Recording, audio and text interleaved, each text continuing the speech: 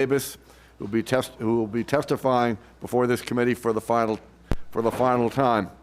I understand that Secretary Mavis is the longest-serving secretary since World War I. I stand ready to be corrected, but it's a long time in grade, and we thank you for your very honorable service, not only to your home state, but to the nation and to the Navy and the Marine Corps. We also welcome for the first time Admiral John Richardson, Chief of Naval Operations, and General Robert Neller, the 37th Commandant of the Marine Corps. On all of our behalves, we thank you for the remarkable job you do and the men and women who you support and lead across the nation and across the world. We're enormously proud of all of you and your leadership responsibilities. In this time of rapidly expanding threats to our national security, our goal in these hearings and in our fiscal year 2017 bill is to make sure our sailors and Marines and their families have everything they need. Every day brings another report regarding China's attempts to assert itself in the Western Pacific. They're building ships, submarines, underwater submarine pens. Their naval militia is increasing, and they're designing cutting-edge weapons at an alarming rate. All of these things, quite honestly, simultaneously. In the South China Seas, they construct runways, air defense radar systems, and missile batteries on some of these disputed islands. They're bent on denying us access to airspace and challenge us literally at every turn. Their actions test our rules of engagement on a regular basis. And then there's the regime in North Korea, which continues to illegally launch satellites and test missiles and nuclear systems. These provocative actions taken by North Korea undermine global security. Likewise, Iran is building naval capacity and sophisticated anti-ship missiles to menace our forces in the Persian Gulf. At the same time, a newly aggressive Russia expands and modernizes its surface and submarine fleet forces. These fleets are now more active in the Atlantic. We've heard a lot about that in this committee, and in the Mediterranean than any time since World War II. They are also expanding a naval base to allow new ballistic missile submarines in the northern Pacific. With all of these current and emerging threats and a new pivot to Europe, we still have yet to fully implement our Pacific strategy. While such a pivot surely requires a greater emphasis on the Navy and Marine Corps, we continue to see budget requests that only marginally provide for an increased naval presence in the Pacific. As was true last year, all of us remain concerned with the core Navy, ships and shipbuilding, and the shipbuilding industrial base. And after much talk of a 313-ship Navy, today the Navy has 272 deployable ships. For fiscal year 2017, your goal is to have 287 deployable ships. I continue to ask whether this is enough. Are we building enough ships and submarines to decisively defend against and deter our enemies in all corners of the globe, including the Arctic? You have heard me say this before: when it comes to ship, numbers matter. Yes, quantity has a quality all of its own. In addition to the quantity of ships, all of us are concerned with a mix of ships: submarines, surface combatants, amphibs, support ships, and how they are operated and maintained. The logistic tale is important, as is what the tyranny of distance in the Pacific does to their lifespan. In this area of budget constraints, we need to make sure that we are making every dollar count by investing in the correct ships, in the correct numbers, at the correct time. We also need to ensure that we're investing in the right weapon systems and advanced technology for the immediate threats we faced, not just future conflicts. A strategy of playing catch-up will only encourage more dangerous and aggressive behavior from our adversaries. So I need to say right up front, we all need to work extremely closely together to ensure the funding you are appropriated is sufficient to take care of our sailors and Marines and maintain their readiness at the highest possible level. On behalf of all our committee members, I ask you again to convey to all of our sailors and Marines our deep gratitude for their skill, determination, sacrifice, and all the things their family face while they're away on deployment. We have much to talk about this morning: F-35s, littoral combat ships, cruisers, readiness, and end strength, to name just a few issues. We look forward to your comments and an informative question and answer session. We have a number of members here and more expected, quite a lot of time commitments with other hearings, but we're keenly interested and supportive of what you're doing. Now, let me turn to my good friend and the ranking member, Mr. Visklosky, for any comments he may wish to make. Thank you very much, Mr. Chairman. I think the chairman set the table very well for us. I appreciate his holding the hearing. And gentlemen, one, I thank each of you for your service and for your testimony today, and certainly look forward to the interchange. Thank you very much, Mr. Chairman. Mr. Secretary, the floor is here. Welcome. Thank you, Mr. Chairman. Chairman Frelinghuysen, Ranking Member Visklosky, members of the committee, thank you for the opportunity to be here with you today to discuss the Department of the Navy. As the chairman pointed out, this is the first testimony before the committee for the Chief of Naval Operations, Admiral Richardson, and the Commandant of the Marine Corps, General Neller. In the time since they took these positions, I've had the privilege of their frank, their professional, and their invaluable counsel. They are officers of the highest caliber who expertly lead our Navy and Marine Corps during ever-tightening physical constraints in an increasingly dynamic threat environment. This is my 8th time, which may be a record, and I'm not sure anybody wants it, and my last to appear before you. Thank you for all your courtesies to me, and thank you for all that you have done for the Department of the Navy. For me, leading the Department of the Navy is the greatest honor of my life. I couldn't be more proud of our sailors, our Marines, our civilians. I'm also proud of the many steps we've taken and the changes we've made to try to ensure, working with Congress, that the Navy and Marine Corps in the future remains the greatest expeditionary fighting force the world has ever known. First and foremost, we continue to provide presence. That unrivaled advantage on, above, beneath, and from the seas gives our leaders options in times of crisis, reassures our allies, deters our adversaries. There is no next best thing to being there. Maintaining that presence requires gray hulls on the horizon.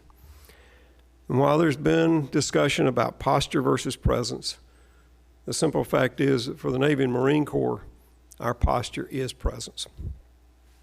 In every case, from high-end combat to irregular warfare to disaster relief, our naval assets get on station faster, we stay longer, we bring everything we need with us.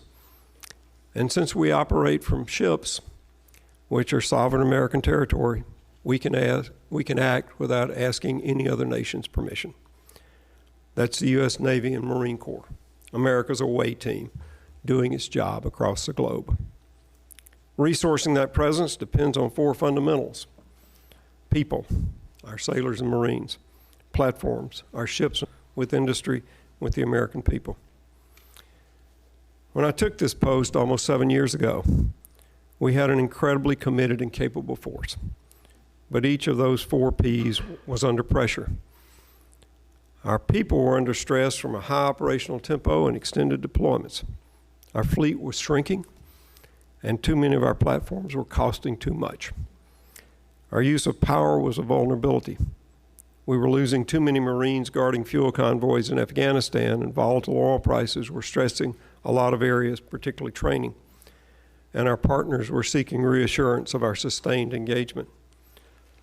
Now our people, platforms, power, and partnerships are stronger than they've been in many years, enabling us to provide that invaluable presence. And here's why. People. We've instituted the most sweeping changes in personnel policy and mission program, which has been greatly expanded. We've also increased the professional development and educational opportunities that bring America's best ideas to the fleet by adding 30 graduate school slots through our Fleet Scholars Education Program, and sending high-performing sailors on SecNav industry tours to great American companies like FedEx and Amazon, where they learn private sector best practices that can be applied when they return. We're absolutely committed, from the leadership to the deck plates, on combating the crime of sexual assault and the tragedy of suicide. We've revamped physical fitness assessments, making them more realistically aligned to the jobs that we do. And we've promoted healthier lifestyles through better nutrition and a culture of fitness. All billets in both services are now open to women. Standards will absolutely not be lowered, but anyone who can meet the standards will be able to do the job. This will make us a more combat effective force.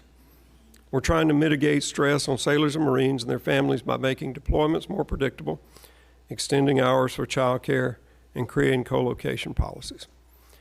To tap into the innovative culture inherent in the Navy and Marine Corps, we established Task Force Innovation, which takes good ideas from deck plate sailors and field Marines through our online crowdsourcing platform to recognize, fund, and rapidly move those ideas fleet-wide. On platforms, we've reversed the decline in ship count, and thanks to Congress, and in particular to this committee, our Navy will reach 300 ships by 2019, and our assessed and validated need of 308 ships by 2021.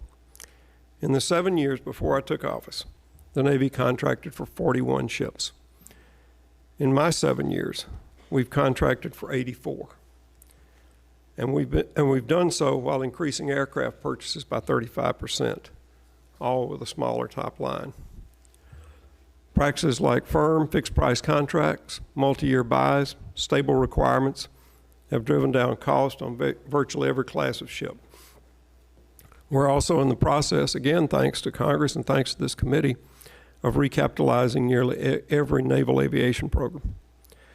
We've expanded unmanned systems on, under, and above the sea and put increased focus on them by establishing a Deputy Assistant Secretary of the Navy for Unmanned and an Office of Unmanned Warfare Systems on the CNO staff, known as N99, specifically designed to coordinate all unmanned programs. We're also implementing advanced operations a few weeks ago. Energy efficiency has been greatly increased on our bases and at sea.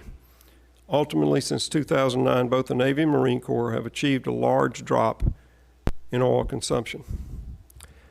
And finally, partnerships.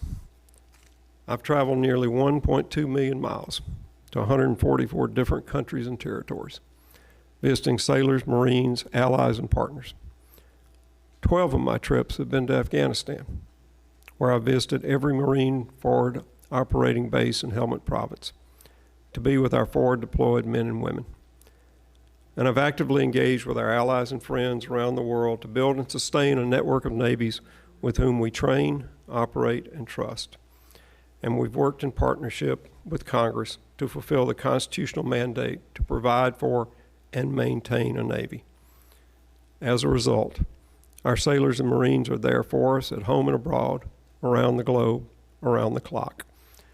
As George Washington once said, it follows then, as certain as night succeeds the day, that without a decisive naval force we can do nothing definitive, and with it, everything honorable and glorious.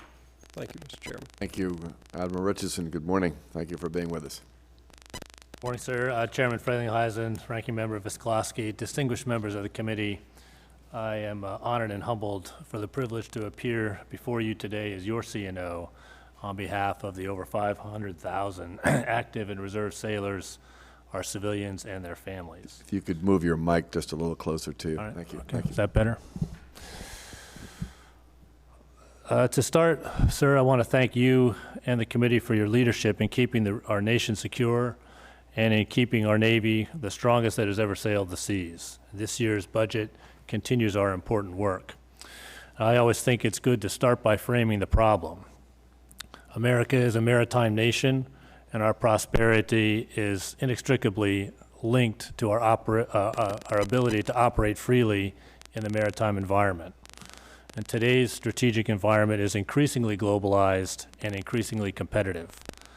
Our global systems are used more and more, they are stressed more, and they are contested more.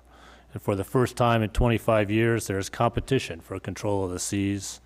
The maritime environment has seen explosive growth, from the seafloor to space, from deep water to the shoreline, and in the information domain, things are accelerating. The global information system has become pervasive and has changed the way we do business. We all do business, including at sea. And technology is being introduced at an unprecedented rate and is being adopted by society just as fast. And finally, Mr. Chairman, as you outlined, a new set of competitors are moving quickly to use these forces to their advantage. And for the first time in 25 years, the U.S. is facing a return to great power competition. These new forces have changed what it means for the Navy and Marine Corps to provide maritime security. And while the problems are more numerous and complex, our responsibility remains the same. Naval forces must provide our leaders credible options to protect America from attack, advance our prosperity, further our strategic interests, assure our allies and partners, and deter our adversaries, which rests on our ability and with our sister services to win decisively if conflict breaks out. To do this, the Navy is focusing on 4 lines of effort. First and foremost, we're going to do right by our people. Everything we do begins and ends with them. With the Marines, we're going to broaden our naval warfighting concepts and capabilities. We're going to strengthen our partnerships, and we're going to learn faster. Unquestionably, the most important part of our Navy is our Navy team. Everything we do begins with them. As our platforms and missions become more complex, the need for talented people continues to be a challenge. We need to recruit, train, and retain the right people, and our Sailor 2025 initiatives that the Secretary highlighted are aimed squarely at that challenge. These efforts are based on our core values of honor, courage, and commitment, and demonstrated through 4 core attributes: integrity, accountability, initiative, and toughness. That team is committed to our mission, which requires us to strengthen our power at and from the sea. This budget reflects some very tough choices as we achieve this aim. We've prioritized shipbuilding and the industrial base to the maximum extent possible. First in that effort is the Ohio Replacement Program, which I believe is vital to our survival as a nation. We're taking steps to more deeply ingrain information warfare. We're investing in our naval aviation enterprise, rapidly integrating unmanned systems, and bolstering our investments in advanced weapons. In addition to these investments, we're also adjusting our behaviors to keep pace with the world that continues to accelerate. We're doubling down on an approach that relies more heavily on experimentation and prototyping, and we are pursuing multiple avenues to drive shorter learning cycles into all that we do. We must learn faster. Mr. Chairman and members of the committee, the 2017 Navy budget is this year's best approach to solving the problems and seizing the opportunities that face the Navy today. I thank you, and I look forward to your questions. Thank you, Admiral. General Neller. Chairman Frelinghuysen, Ranking Member Visklosky, distinguished members of the committee, thank you for the opportunity to be here with you this morning. Your Marines know that the Congress and the American people we serve have high expectations of us. You expect us to be ready to answer the call, to fight, and to win. Today, Marines remain forward deployed in Iraq and Afghanistan and ready to respond to crises around the world. The posture of our force would not be possible without the support and actions of the Congress. Our global orientation, our maritime character, and our expeditionary capability have all been ably demonstrated during this past year. In 2015, along with our Navy shipmates, Marines executed approximately 100 operations, 20 of them amphibious, 140 theater security cooperation events, and 160 major exercises. Today's Marine Corps is a capable naval force, and our forward deployed forces are ready to fight, but we are fiscally stretched to maintain the readiness across the depth of the force and at the same time modernize to achieve future readiness. As we remain engaged in the current fight and maintain our forward presence in order to respond to crises, our enemies and potential adversaries have not stood idle. They have developed new capabilities which now are comparable and in some cases exceed our own. This is further complicated by a constrained resource environment from which we must continue our current operational tempo, reset our equipment, maintain our warfighting readiness, and at the same time modernize. As our attention is spread across the globe in a security environment where the only certainty is uncertainty, we must make decisions about our strategy and structure that will determine our nation's military capability in the future. The character of the 21st century is rapid evolution, and it is imperative that we keep pace with change. History has not been kind to militaries that fail to change or evolve, and the change we see in the beginning of this century and beyond, we believe, is dramatic. The efforts of the 114th Congress have provided sufficient resources to support the Marine Corps' near-term readiness, and we thank the Congress for that fiscal stability. However, the President's Budget 17 increasingly challenges your Corps to simultaneously generate current readiness, reset our equipment after 15 years of war, and sustain our facilities and ranges, and at the same time modernize to ensure future readiness and capabilities. Additionally, maintaining the quality of the men and women in today's Corps is our friendly center of gravity. In other words, that thing that we must protect. This is the foundation from which we make Marines win our nation's battles and return quality citizens to our society. As the Marine Corps draws down to 182,000 Marines, we continue to develop capabilities in the fifth-generation fighter, the F-35, cyber warfare, information operations, special operations, embassy security guards, and our security cooperation group. Our goal is to ensure that we set every Marine up for success on the battlefield and in life, and that they understand their value to our Corps and the nation. The Congress's intent is for the Marine Corps to serve as the nation's force in readiness, and that guides who we are and what we do. Being ready is central to our identity as Marines. The fiscal reductions and instability of the past few years have impacted our readiness. As resources have diminished, the Marine Corps has protected the near-term operational readiness of its forward deployed and next to deploy units in order to meet our operational commitments. This means that we do not have the depth of readiness on our bench that we would like for a major contingency. Modernization is our future readiness. The recapitalization of our force is essential to this future readiness, with investments in facilities, sustainment, equipment reset, modernization, ground combat vehicles, aviation, command and control, and other capabilities. That said, with the continued support of the Congress, the Marine Corps will maintain ready forces today and modernize to generate this future readiness. The wisdom of the 82nd Congress, reaffirmed by the 114th Congress, remains valid today. The vital need of a strong force in readiness, and Marines, your Marines, are honored to serve in this role. Again, thank you for the opportunity to appear before you today and your leadership in addressing our fiscal challenges and our war-fighting readiness. I look forward to your questions. Thank you very much, General Neller.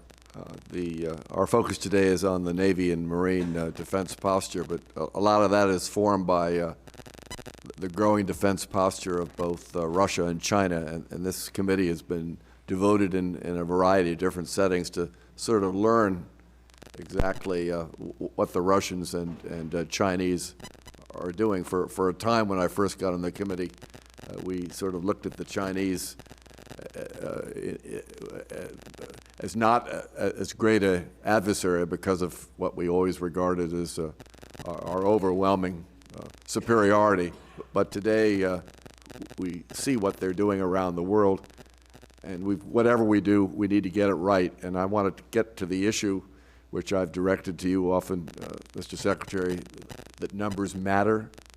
The ships, I know you've been caught in some degree of crossfire, but in reality, we have the smallest Navy we've ever had. And then there's talk of, and has been some action out of the Department of Defense to lower certain ship numbers. We need a mix. Where are we going? And are we fully capable of meeting our needs, given what the Chinese are doing aggressively, the Russians are doing aggressively?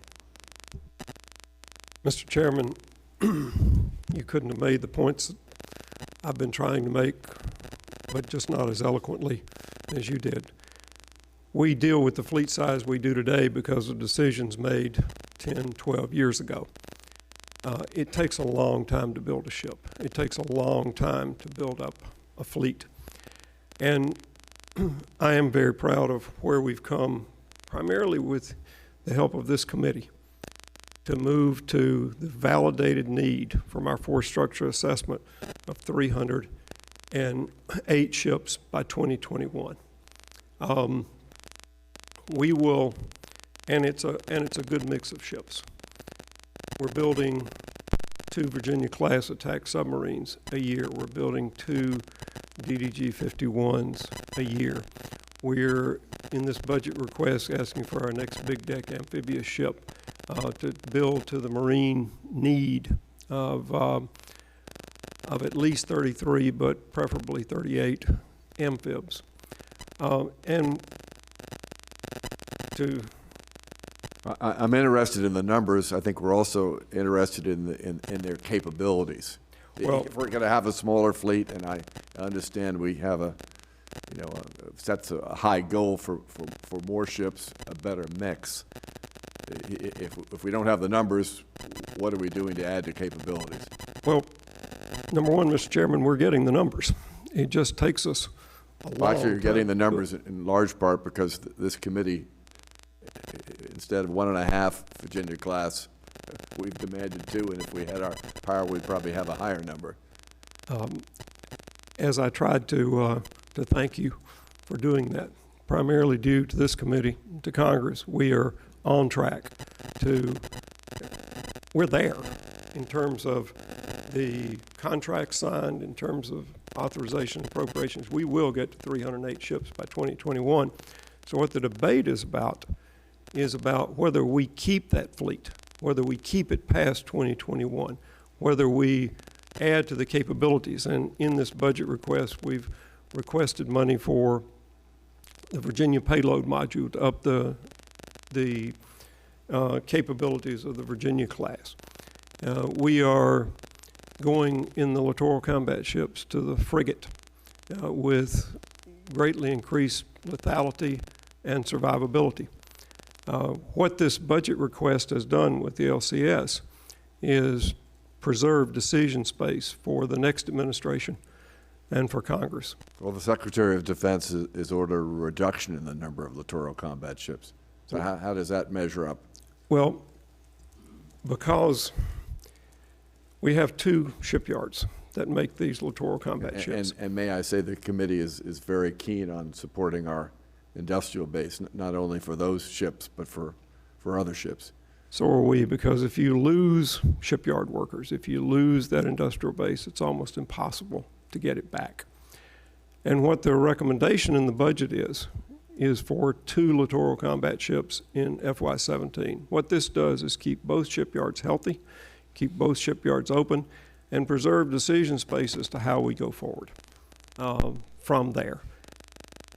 The decisions about what to do, the number of littoral combat ships, the type of littoral combat ships, will not be made by this administration. They will be made by the next administration and by Congress. And this allows the decision space for the next administration and for Congress to go in whatever direction they want to with a healthy industrial base when you make that decision. Mr. Vysotsky. Thank you, Mr. Chairman. And Mr. Secretary, you ended on industrial base, and that is what I'd like to direct my line of questioning to. In the current fiscal year bill, fiscal year 2016, the bill passed on the floor of the House with this committee's support as well as the Senate full committee, contained a general provision that prohibited the use of funds to award a new TAOX program contract for the acquisition of certain components unless those components were manufactured in the United States. The components included auxiliary equipment, including pumps, shipboard service, propulsion equipment, including engines, reduction gears, propellers, cranes, spreaders. Both the House and Senate committees were agreed, and I appreciate the support of the committee and the chairman on that issue. During conference, the Navy requested a waiver of that option to procure an engine with sufficient power to propel the ship based on design specifications. And in the end, in conference, the Secretary was given that ability to request a waiver. Would remind my colleagues that the ship involved here is a fleet oiler, and I don't diminish the importance of fleet oilers, but this is an oiler. This is not a attack submarine. This is not a nuclear aircraft carrier, and we're seeking waivers. reminded every time the subcommittee gets a request for waivers for such purchases by the entire Department of Defense that we have a significant problem. And my concern here is that we're buying rocket engines from the Russians because we don't have that capacity in the United States of America. If we're now seeking waivers for engines for oilers for the United States Navy, I'm wondering if the industrial base that was in place that propelled our country to victory in World War II is adequate going forward. And my first question is, what actions did the Navy take to make sure that the prime on this contract did everything possible to find an engine made in the United States of America for an oiler? Congressman, I absolutely share your concern about the industrial base in the United States. And one of the things that we've seen as the number of shipyards has decreased, as the number of suppliers to those shipyards has decreased, that many times we're down to one supplier of critical parts. And if something happens to that supplier, we don't have any place to go in the United States. I do not ask for waivers for things like this lightly, because the industrial base that has driven not only the Navy and Marine Corps, but America forward has to be preserved to the maximum extent possible. The only time that I ask for waivers is if there is no American product which meets the specifications, and the specifications are driven by what those ships have to do. And I appreciate it. If I could ask, I assume the Navy also then, again, talks to the Prime and says, show us that this is impossible to do before we give you the waiver. That I assume you yourself are satisfied. But are we putting pressure on these contractors that you got to look hard? And that there's just nobody that makes an engine for an oiler in the United States of America that's acceptable? I know that our contracting officers and the Assistant Secretary for Research, Development, and Acquisition, Mr. Stackley, are well aware of the need for American products. And there are not many places that we have to ask for a waiver, but there are, sadly, a few. If I could, just one more question, Mr. Secretary, on that. Let us assume, for the sake of argument, this engine's going to be procured elsewhere. Is there a process within the Department of the Navy to then talk to, if you would, the Secretary of Defense, as well as come to the Appropriations Committee, Congress, authorizers, and say, we have a problem going forward. If we're lacking today in propulsion systems, somehow we have to figure out how to make that investment to encourage that. Our committee is investing in rocket engines today because we don't have that capacity. Is there, at that point, when you ask for the waiver, we've got a problem, is there some communication going on both within the department as well as with the Congress, if you would, that we've got an initial problem, we don't want it to become worse? I know there's that system inside the Department of the Navy. And if the concern, if the part is a big enough concern, then certainly we'll consult with Congress on how to fix this. There's a thing called the Defense Production Act that says that if we don't have something that we need for national defense that's produced in the U.S. at scale, that with Congress's help we can invest in it. And we have used DPA for various things, including manufacturing of certain parts for our ships and aircraft. Thank you very much. Thank you, Mr. Chairman. I think we need a reinforced response here to speaking. I'll speak on Mr. Visklowski's. Get your oar in the Sir, water if here, I because could, I think it's important here. Then we're going to go to Mr. Crenshaw and that's Ms. McCollum. So I think also, just in support of the Secretary's comments, some of the strategies to do sort of block buy approaches where you are buying many ships, at once. Not only is that the most efficient way to get ships for the best price, but it also instills a sense of confidence in that industrial base, that there will be the consistent, predictable investment. It allows them to invest. And so we appreciate the work of the committee to provide that type of flexibility so that we can go in, provide long-term confidence that will grow or strengthen that industrial base, even down to some of those sub-tier providers that are, in many senses, as the Secretary said, really literally hanging on by a thread. So. We're on your side here. Mr. Crenshaw, then Ms. McCullum. Thank you, Mr. Chairman. Secretary Mavis, welcome back. The Chairman mentioned you're the longest-serving Secretary of the Navy since World War I, and I think you're also the 5th longest-serving Secretary of all. In the old days, they had some really long-serving secretaries, so we've worked together over the years on a lot of issues about ships and planes and submarines. Thank you for your service and the folks that you represent. Admiral Richardson and General Neller, first time here, but I'm sure the Secretary has given you his secret notes on testimony before the subcommittee, so welcome to you all as well.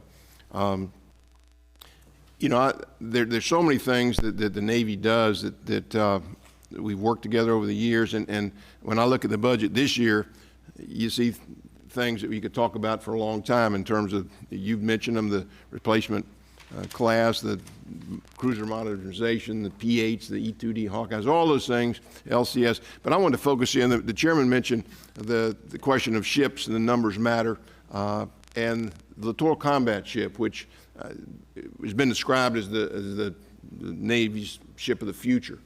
And we had a meeting last week with Secretary of Defense, Mr. Carter, and one of the things that I think that they have done is say we ought to end that littoral combat ship acquisition at 40 instead of the original 52.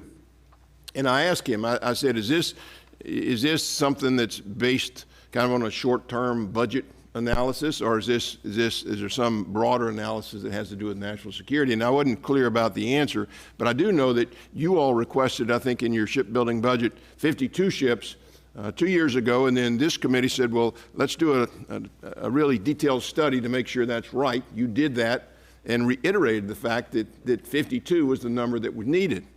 And so I guess my question is that to start with, as we focus in, has that requirement changed, that initial 52, that the warfighting analysis you did, has that changed? It has not. We have a validated requirement for 52 LCSs. Well, do you know, is there any sort of analysis that you know of? If it's not your analysis, is there some sort of analysis that has been done that would indicate that we need less? I don't know of any Navy analysis that's been done that indicates that. I got you. Well, Admiral Richardson, let me ask you real quick. There's also kind of, I thought, a mischaracterization that some people say, well, the LCS and any new ship program has issues and questions just any time you do that, and there have been questions around the LCS, but it seems to have been characterized in some corners as maybe not as critical as it could be in a warfighting. It's more like a presence ship, like a patrol boat. I think the Secretary of Defense used the term as a very good lower-end ship, which I would say, I would hope is a mischaracterization. So maybe you could tell this subcommittee, number one, what part the LCS is going to play in the warfighting plan, and also maybe talk about some of the new capabilities, make sure that we're aware of some of those new capabilities that it brings to this warfighting capability. Sir, as the Secretary said, the validated requirement remains for 52 small surface combatants. The LCS is the current program that fulfills that commitment, and those ships play a vital role both as independent actors. As you know, the LCS has deployed already and has done terrific work on those deployments, and has a vital role in our meeting, warfighting scenarios as well. They never were designed to be, the one and only ship. They operate alone for some missions and in concert with the rest of the battle fleet for others. But they provide essential capabilities not only as a surface combatant, and we're enhancing our capabilities there by virtue of the Small Surface Combatant Task Force, which resulted in the modifications, improvements in lethality and survivability that will be incorporated into the ultimate frigate design. We will backfit those capabilities as much as possible into all of the LCSs. They provide an anti-submarine warfare capacity, both with their helicopter, their towed arrays, and then they also provide a role in mine countermeasures mission. And so, very flexible ship, and as the Secretary said, the force structure assessment, that process by which we determine the size of the fleet, remains valid at 52. The fact that we are truncating at 40, I think, reflects, you know, the extremely hard choices that we had to make to deliver this budget. Thank you, Mr. Thank you, Chairman. Ms. McCollum, then Ms. Granger. Thank you, Mr. Chair. Secretary Mavis and Admiral Richardson, as we're becoming more and more aware, the Arctic is a rich resource environment that's feeling the full effects of climate change. Melting sea ice has opened up new navigable waters in the Arctic and has changed the strategic calculus in the region. The world's seen Russia aggressively reassert a naval presence in the region, creating a joint Arctic command in 2014 and conducting military exercises in the region last year.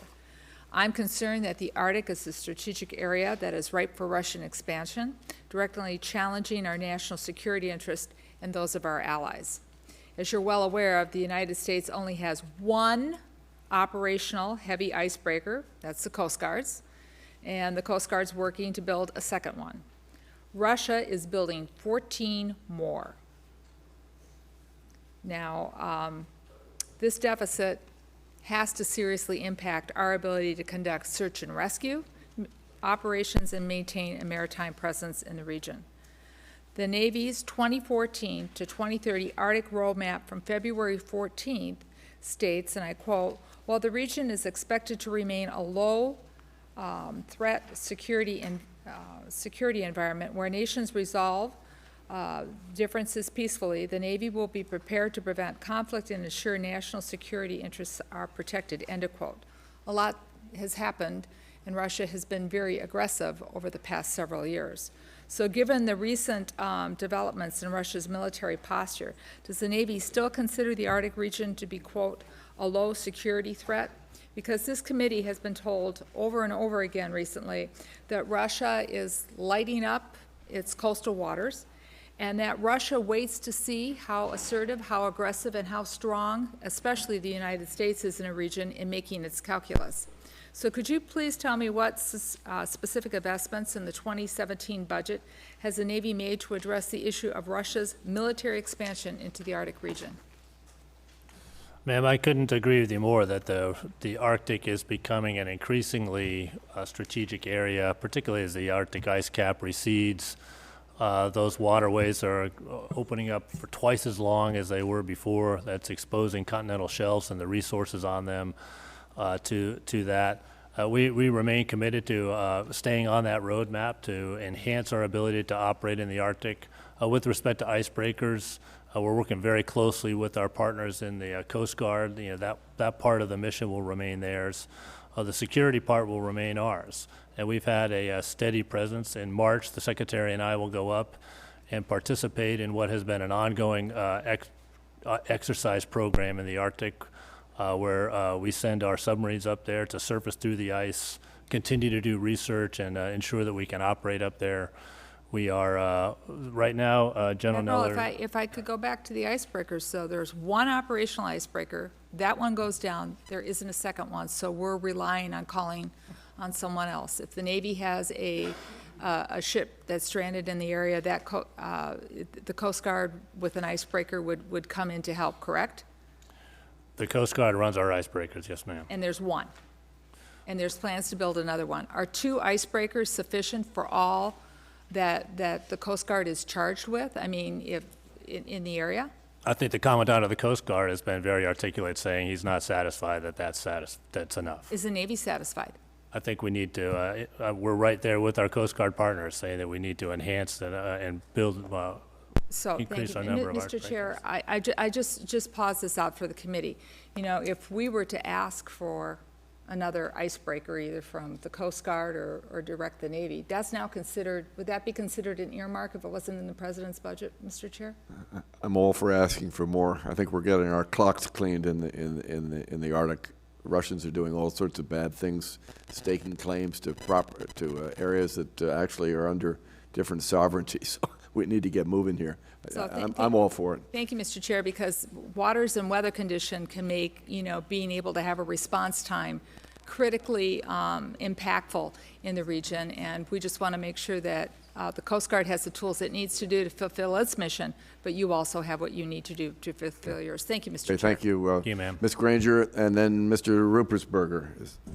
Thank you, and thank all three of you for being here and for serving so well and the people that you represent. I had an amazing opportunity yesterday, and I know you did too, to go to the White House to see the Congressional Medal of Honor awarded to Edward Byers. And you talked about the right people. There couldn't be anyone more right than that man and his enormous courage. So what it did to me is, when you do something like, you say, okay, am I doing everything that I can do to support? And so we need to be aware of the people always that serve and make sure they have the equipment also, the right equipment and the right people. You talk about readiness, and it took me a while on this subcommittee before I quit in my mind going, readiness is the same everywhere for all the branches, and I know that's not true. So could you explain specifically, when you talked about it, but on those top priorities, what is the readiness and what does it mean to the Navy, and then what does it mean to the Marine Corps, looking at those things that you think are so important, and how do our budget shortfalls affect those priorities? Admiral? Ma'am, thanks for that question. And readiness for me is one of the things which both General Neller and I are most concerned.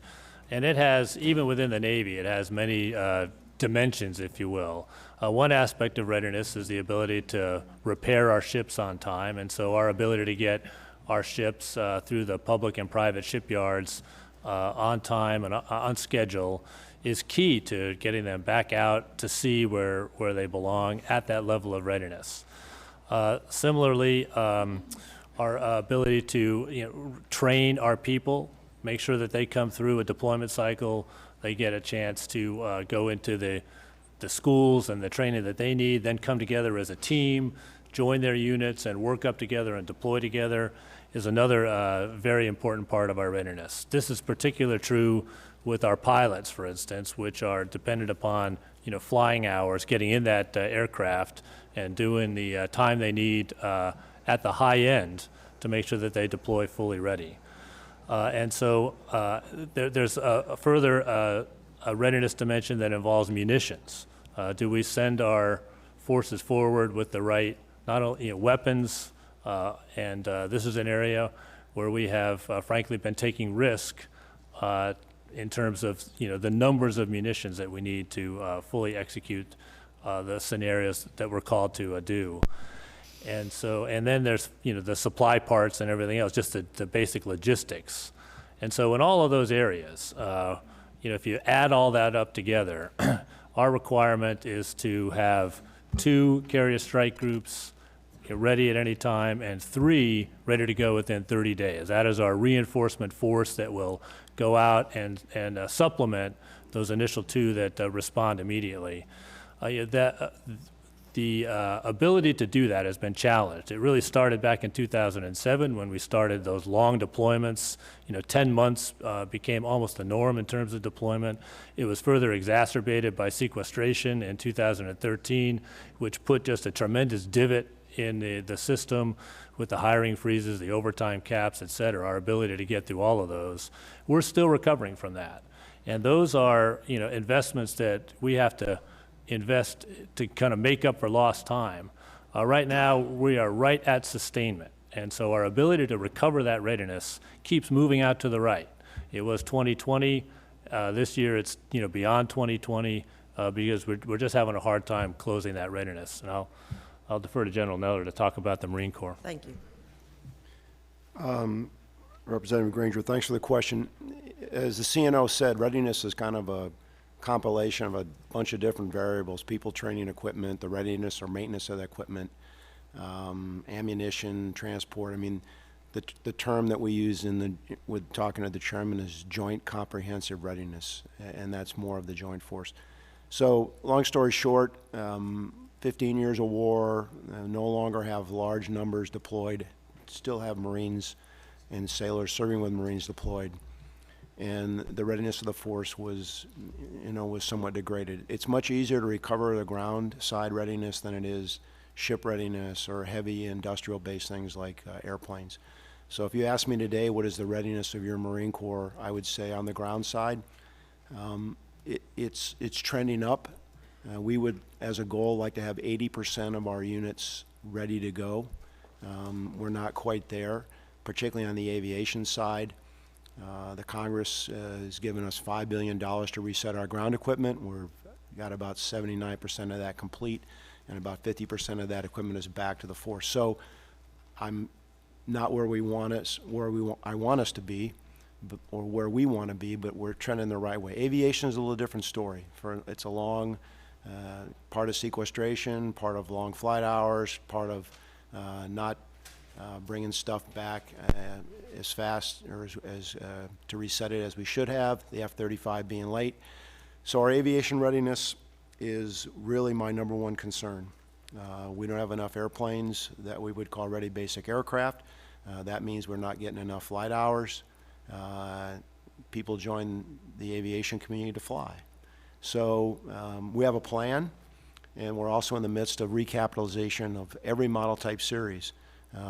And each of those aircraft are in different places. MV-22 probably the furthest ahead, the CH-53 just beginning the process. So we have a plan. I think we've kind of reached the bottom of this trough of readiness. Last week, the CNO and I went out to the Fleet Readiness Center at North Island in California, where they refurbish F/A-18s. They're making progress. There's been money put into that, but I hate to say money is something that can fix it, but it is money and time, and so we are confident that over time this is going to get fixed. So you add procurement, you add refurbishment. We need to get more airplanes on the ramp so people can fly and maintain their training readiness. So not where we want to be, but we're trending the right way, but it's not going to be something that happens tomorrow. Thank you, Mr. Granger. May I say Yes. one thing about one specific ship? The USS Fort Worth has just had a terrific deployment to the Pacific, and we attribute most of USS Fort Worth's success to its sponsor. Well said. Thank you very much. That's a very important attribution. Thank you. Mr. Rupersberger, and then Mr. Calvert. Sure. As everyone in this committee, I thank you all for your service, your leadership. Secretary Mavis, I mean, you reach out, your leadership, your priority with respect to all the men and women, and we've been in good hands for a long while. I want to, and this question probably is to you or Admiral Richardson. I'd like to begin by addressing the ongoing activities of China in the South China Sea. Regardless of whether or not China would like to admit it, they are militarizing the South China Sea, and I believe that the consensus, at least I think in this room, is that the militarization and the denial of access to the area in the future is China's intent. Now, although the United States Navy continues to operate in these waters, I'm concerned about how effective these operations will be in deterring the continued militarization of their area. And while I understand the importance that freedom of navigation exercises have in reassuring our allies in that area, it seems that has not served as a deterrent against the continued Chinese militarization of reclaimed islands in the region. Now, my question is, what other strategies has the Navy considered as deterrents against the continued Chinese placement of anti-access area denial assets in the region? And two, have any of these strategies or future strategies been deemed unfeasible due to budgetary limitations, including the issue of sequestration, which seems, at least for 2 years, we have a hiatus, but we still have to address that issue. Congressman, I'll give you sort of general overview, and then I'll turn it over to Admiral Richardson for more specifics. But that sea, with as much transit as going through it, we have to make sure that we ensure freedom of navigation, that everybody can go through there. And we can make a pretty good argument that Asia is doing as well as it is today economically because of the United States Navy, because we have kept that open. What my job is, what Admiral Richardson's my job is to make sure that we've got the assets there for any strategy, that we've got the, whether it's ships, submarines, aircraft there, so that as our leaders weigh the what strategies to employ, that the assets are not only available but that are there. That and that's the presence that the Navy and Marine Corps give this country. And that's why it's so important to continue to keep the fleet size that we know that we need. It's why it's so important to continue to do the rebalance to the Pacific with moving 60% of our fleet, which will be there by 2020, and it will be a much larger fleet. But that's the job of a service secretary, a service chief, is to make sure that those assets, that those options are available to our leaders as they make the decisions of what sort of strategies to employ. But don't forget, I want to address the issue of whether or not we have given you the resources, and if you could address the issue of sequestration, because it's still there 2 years from now.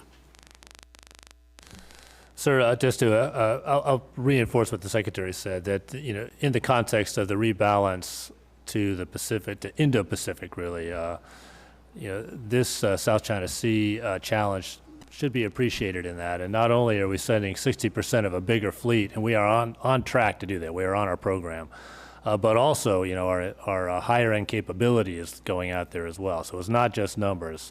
And it gets back to what the Secretary said. It's, it's about options, and it's about credible options. You've got to have something there to have an option, and that thing has to be capable enough to be credible. To the question of resources, I work very closely with Admiral Harris and Admiral Swift, our commanders out there in the Pacific, to make sure that if they see any kind of a challenge with respect to resources that would hinder or impede the number of options they have, that we address that right away. We're not seeing that right now, sir. So you're getting the resources. Now, could you address the issue of sequestration? We can't let that go. We have to keep reminding absolutely. The sequestration, the specter of sequestration would set us back irreparably in terms of, across the Navy, whether it be readiness, force levels, capability. That will just, we've got to get to a point where that sword of Damocles is not hanging over our head.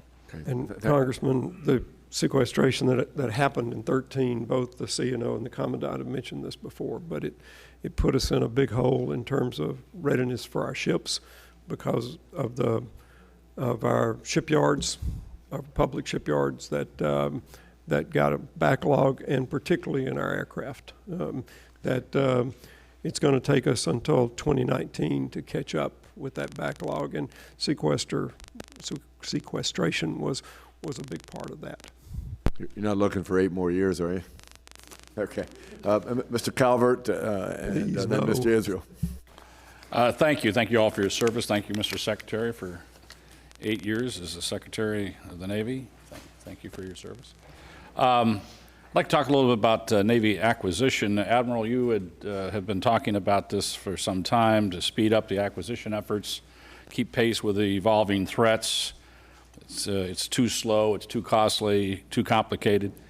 Additionally, by the time the fleet sometimes receives that equipment, many times it's already outdated, so we'd like to have us inform us about the processes you're putting in place to improve that process.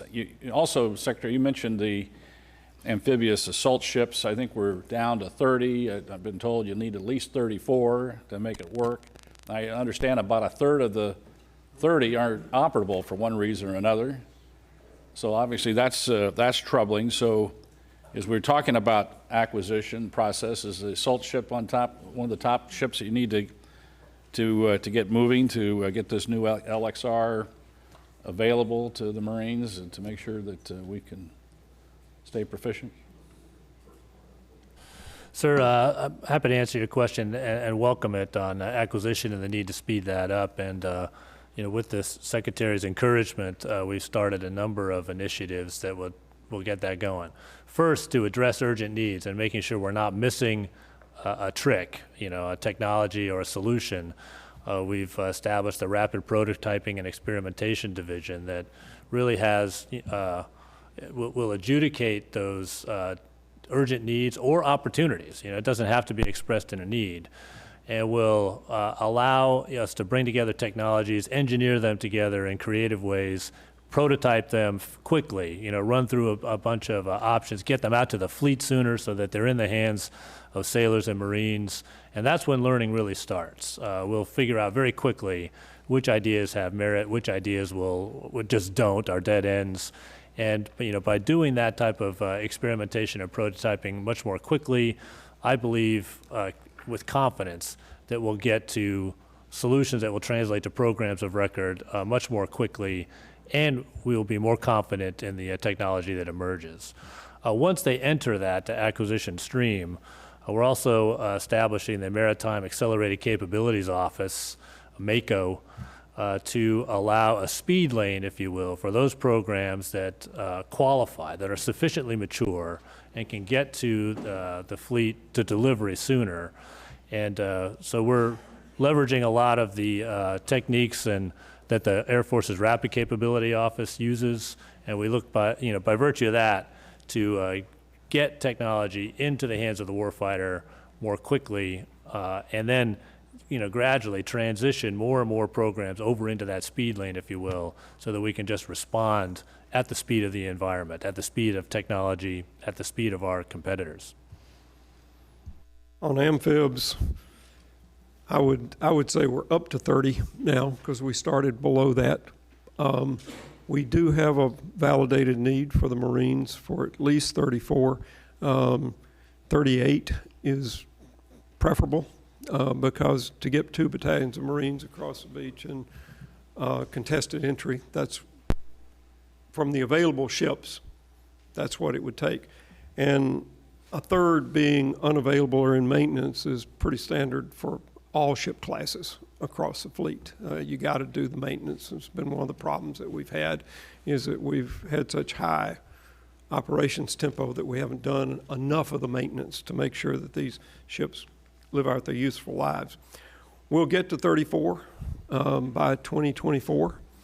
Under the current plan, we thank the Congress for LPD 28, which is the 12th LPD, which allows us then to go to the LXR, the replacement for the LSD, on the same hull form. So we'll be able to build those cheaper and faster going forward. While they don't replace, in any sense, amphibious ships, we've got some other classes of ships that can assist in amphibious operations. Things like the expeditionary transfer dock, the expeditionary sea base. 2 of the first kind have been built. 3 of the second kind are being built. The second kind has a flight deck on it.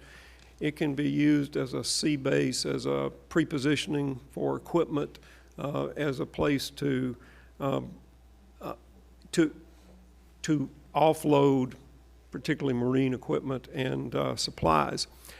The expeditionary fast transport, the former joint high-speed vessel, can also be used for getting Marines and their equipment places very fast. Now, the ships that I just mentioned are not combat ships. They're civilian. They're not built to survivability standards. They're not supposed to be, but they can help ease a little bit of the burden because we can put them places that today we're having to use amphibs. That amphibs are probably too much of a ship there. And we're planning on hubbing the expeditionary transfer docks in the Pacific around Singapore and Japan. And we're planning, Japan and Korea, and we're planning on hubbing the expeditionary fast transports around Japan and Singapore. Just one last comment, Mr. Chairman. We're all very proud of that those shipyards in Mississippi and Maine, but we do have a little shipyard down in San Diego, NASCO, that we're also very proud of. They do great work down there. I am so proud of NASCO and the ships that they deliver to us, and the prices that they have driven down thanks to a very innovative workforce. Well, I'm sure the accolades are well deserved, like they were for Fort Worth. I would like to confirm what the gentleman opined, that the issue of operability here, what is operable and what is not operable, that he was referring to in his initial comments. I'd like the specifics. Let me, before I go to Ms. Israel. If I could just very briefly. Yes, sir. Yeah. I keep track on a weekly basis of the maintenance schedules and where all the amphib ships are. Obviously, we have equity in that. And as the Secretary said, there's 30 ships. We're going to go to 34. The requirement is 38 because we anticipate a 15% in the yard. Of the ones that are in the yard today, sir, I think a good percentage of them are in for routine maintenance and could be gotten underway if needed. So the Navy, we understand the maintenance requirements of the Navy, so we're working really hard because we have a requirement to get on board those ships to train. So with the CNO and the Secretary, we're trying to be creative in how we use Marines and get them afloat, whether these in these alternate platforms. But at the end of the day, the requirement that's validated is 38 amphibs to have 34 for 2 Marine Expeditionary Brigade forcible entry capability. But we'll use these other platforms because a lot of the things we do, theater security cooperation, humanitarian assistance, disaster relief, NEOs even, we can do off these other ships. Thank you, General. Mr. Israel, then Mr. Womack.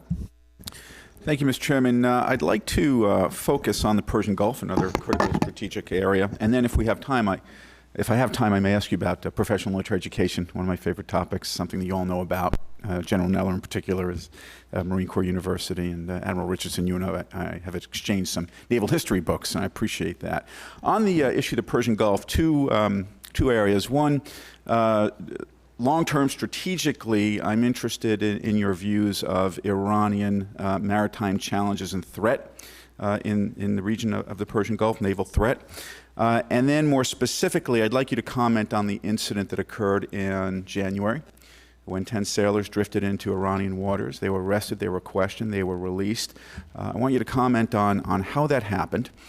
If there are technical problems or deficiencies that lead our sailors into dangerous waters, what are the backup systems? And third, what have we done with respect to assessing the ships that were temporarily captured to ensure that there's no malware or other threats or technologies that may have been installed or somehow appended to those vessels?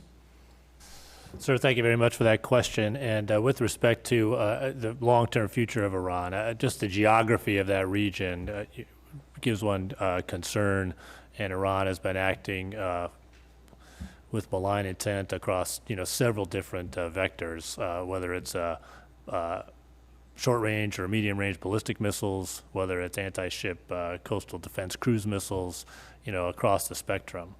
And so we applaud the agreement that would eliminate a nuclear threat from Iran, but from our perspective, so much has not changed in terms of what we have to do to watch Iran, secure that region for safe passage of resources through the Strait of Hormuz and operating in the Gulf.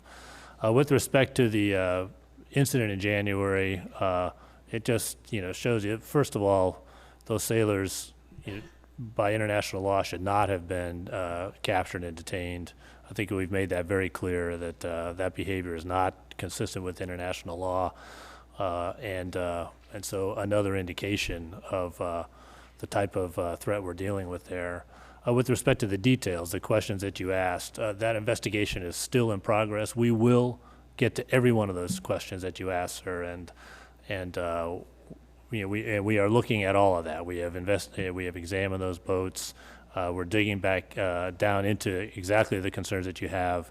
And when that investigation is complete in the near future. Next month, next year? Give us a sense. Give the subcommittee a sense of with the next month. We're talking months, or 1 or 2 months. I think we can get to and Mr. Chairman, I hope that we'll invite them back to do a brief for the subcommittee. I think this and the whole issue of rules of engagement, the things we hear anecdotally, things we hear from sailors that are the confrontations that occur in these regions, right, make it apparent to some that we're not, we're not meeting those types of challenges. But absolutely, we'd love to have you come back when the full evidence is on the table. Yes, sir. Mr. Chairman, you said it. There is a lot of sort of talk about this thing. That's why we need to go through the disciplined process of a formal investigation so that we can, find the truth of the matter and address what we find. We don't want our sailors ever treated in that manner again, and there should be some repercussions, maybe not to them, but perhaps to others. If I may just continue on the subject of the Persian Gulf. During the negotiations of the JCPOA, there were assessments that Iran was behaving in a more responsible fashion. I opposed the deal. There were assessments that Iran, during those negotiations, was not engaging in particularly belligerent or provocative behavior. Can you give us an assessment as to whether there has been any increase in provocations against any of our naval assets in the Persian Gulf since the agreement has been signed? So it's something we watch extremely closely, and it does ebb and flow, not just with respect to the negotiations surrounding that agreement, but just in general. And if we may be seeing some kind of a local increase, it's not risen to any historical unprecedented levels, but it's something that we continually address as well, sir. We can't condone or even leave these situations unaddressed. And so, I work closely with General Austin and Central Command and our naval component out there to make sure that we're addressing those as they happen. And in deference to the subcommittee, I had some questions on professional military education. I know you understand the value of that, and I'm hopeful that you'll continue to address the value of professional military education, the software, as you're addressing many of the hardware needs. We're going to try to get a second round in. Mr. Womack and then Mr. Graves. Thank you, Mr. Chairman. Once again, like the rest of my colleagues, Secretary Mavis, really appreciate the work that you've put into your time there as a secretary over these number of years. I'm sure you're not going to miss looking at this group beyond this hearing. But again, thanks for your longstanding service. And to General Neller and to the Admiral, welcome. And Admiral, to you personally, thank you for the wonderful breakfast that we shared at your home there at the Navy Yard recently. It was a delightful morning. Enjoyed meeting your wife and had a great meal. I particularly like the way the chef did the onions in that particular offering. That's kind of some inside humor for the. This is on the record. I'm sure that his better half will appreciate that. Yeah. And I say that it's, as I say, inside humor there. And to my chairman, I would like to thank him for the encouragement to do some travel and some interaction with our military counterparts. So to my chairman, I'd like to thank you for that. I've had the unique privilege of being able to do 2 demonstration and shakedowns, one in the Atlantic, one in the Pacific, aboard the West Virginia, and now aboard the Kentucky. And it's along that Ohio replacement that I want to ask my question. I'm a kind of a capabilities person. I know that in constrained budget times, we have to look very closely at our capability, particularly in some of the areas where we have proliferating threats. So help me understand the technological advantage that we presently have, and if you look across the future years defense program, what we call the FIDEP, where you see the potential for parity to begin to enter the equation if it hasn't already with some of our adversaries.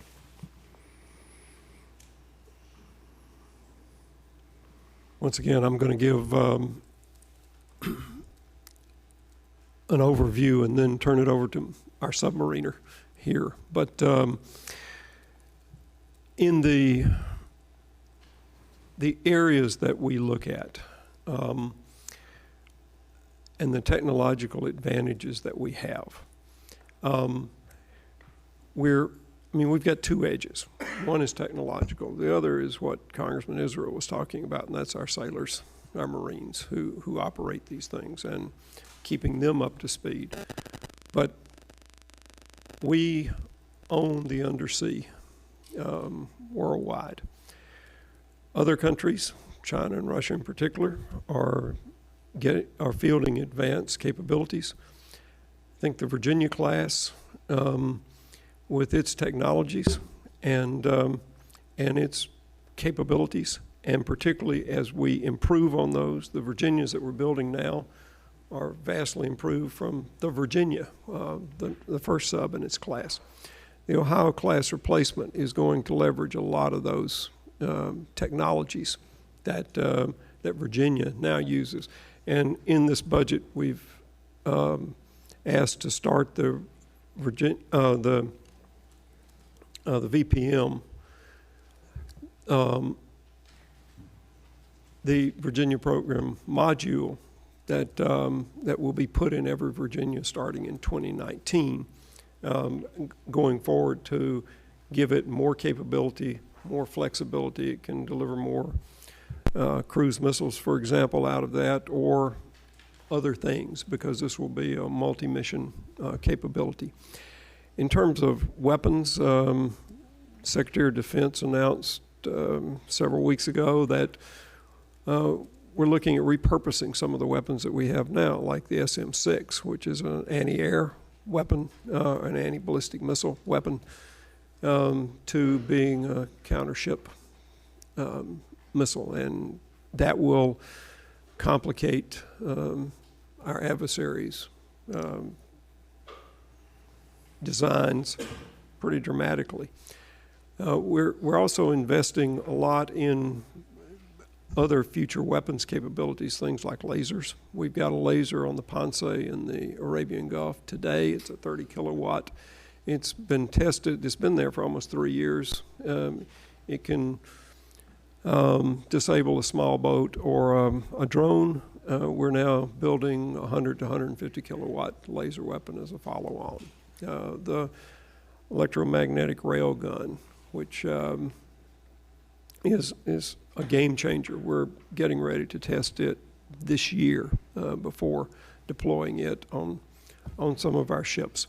And in the longer range, we've protected science and technology money. We've protected research and development money for things like our unmanned system of vehicles, for these weapons that may be a little more costly, like the railgun or the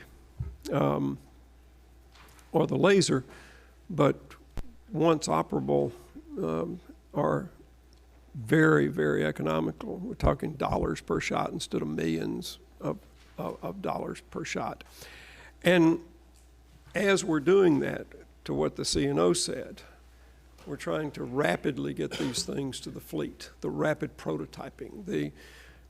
Do the initial testing here or on shore, but then get them to the fleet. Let sailors, let Marines test them in far more operational conditions, see what works, succeed faster, or see what doesn't work, fail faster, instead of going through the years-long process and then beginning the operational testing. So I think that looking forward, we are facing more threats and more competition from countries than we have in years since the days of the Cold War and near peer competitors. But I think that given the trajectory that we're headed on, that as long as we don't have, to a previous question, sequester or some large disruption, as long as the Ohio-class replacement is funded in a way that it doesn't disrupt every other program that the Navy has, then I think that we can proceed with a good bit of confidence as to. I know I'm about out of time. I'd like to get just a quick comment. Realizing the security level that we're here, the classification level, I know it's we can only talk generally about it, but specifically, my question is, where do we see threat, U.S. parity on a key platform? Yes, sir. So I think I don't take a moment of comfort, and words like ownership, dominance, those sorts of. I've asked my team to stop using that language because it just doesn't keep us hungry enough to fight for every inch to maintain our superiority. I would say that if you look across the Navy, you can talk in the surface area, naval aviation, undersea, and also in the information domain, which includes cyber. The pace is the issue, and in every one of those things, as we strive to move into what I would describe as maybe the 5th generation of warfare, we are outpaced right now, and so we need to, that is why the Secretary and the Commandant and I are so focused on this aspect of speed, because while we do enjoy a margin of superiority now, that is perishable, and if we don't pick up speed in each of those 4 areas, we're going to be challenged. This also includes high-end weaponry. That's why we've invested almost $1 billion in research and development to look at advanced weaponry, so that our weapons are pacing this threat, pacing the environment as well. So it's really across the board, and if we do not come through these pacing issues, I'm concerned that we're going to fall behind. Yeah. Thanks, Admiral. And, Mr. Chairman, I would just say this as I yield back my time. A great enemy of peace is sequestration, as I think everybody around this dais understands, and we've got to find a solution. Absolutely. With that said, gentleman from Georgia, Mr. Graves. Thank you, Mr. Secretary. Admiral, thanks for being here. Following up real quickly on the submarine question, the Ohio class. First, let me just say I'm pleased to see it's been requested in the budget, and that commitment from the Navy for the replacement program. I think we're all in support of that, and it should be a top priority for all of us. Knowing that the youngest of the subs currently is at 18 years, and I know there's been some extensions, I think it's safe to say most are near their service life or towards the end of it. And so real quickly, knowing that the timeline is quite potentially 14, 15, 16 years away from having the first replacement in service, what is the plan from the Navy to maintain the current fleet and to provide that the abilities that are necessary today until the first ones are ready? Well, as you pointed out, Congressman, the Ohio class itself has been extended. It can't be extended anymore. And that's why we've got to start building the first one in 2021. It will go on patrol in 2026 or 2027 to replace the first one that's coming out. Then the plan is to build 12 of those submarines over a 15-year period to replace one. Well, they won't replace one for one because we're building 12 to replace 14. The reason we're doing that is because the Ohio class had to be refueled mid-life. The replacement will not have to be refueled, so we'll have basically the equivalent of 2 submarines by not having to go through that refueling. Okay, so you feel confident that you'll be able to bridge that gap, of this replacement gap, with the current fleet and as replacements come online? Yes, I do. Without any additional delays, of course. And ever since I've been here, a long time ago, have known when we had to start building the first one in order to replace those that are coming out of service. Okay, thank you. Sir, if I could just add on top of that, I think you've identified that this is a program that is at the red line with respect to risk, and we can't afford to delay for a day that Ohio replacement program, and neither, to your point, can we neglect to make sure that we continue to invest in the current Trident fleet, which is going to be extended to 42 years, longer than we have ever extended any other submarine class. And so the great work that goes on in Kings Bay and Bangor to keep those ships maintained and going back to sea so that they can conduct their mission, execute DESOs, those sorts of things, absolutely critical. And then, you know, we're coming to the end of the number of the Tridents that need to be refueled, but we need to continue to invest in our shipyards for that major maintenance that gets them into the second half of their life. Great, thank you. And a second question that has been a great focus of this committee of recent has been cyber and how is everybody adjusting to the new theater that is existing and that we're all coming to know, unfortunately, more and more and more of. I know the Navy created the Cyber Awakening Task Force because of some instances that had occurred in previous years. Can you tell us a little bit about that, what the outcome has been, and has the desired outcome been achieved, and how do you see that moving forward? The outcome of that Cyber Awakening is a program called Cyber Safe, and it's how do you protect the most valuable parts of our military and our ships and our capabilities, and it's a defense in depth.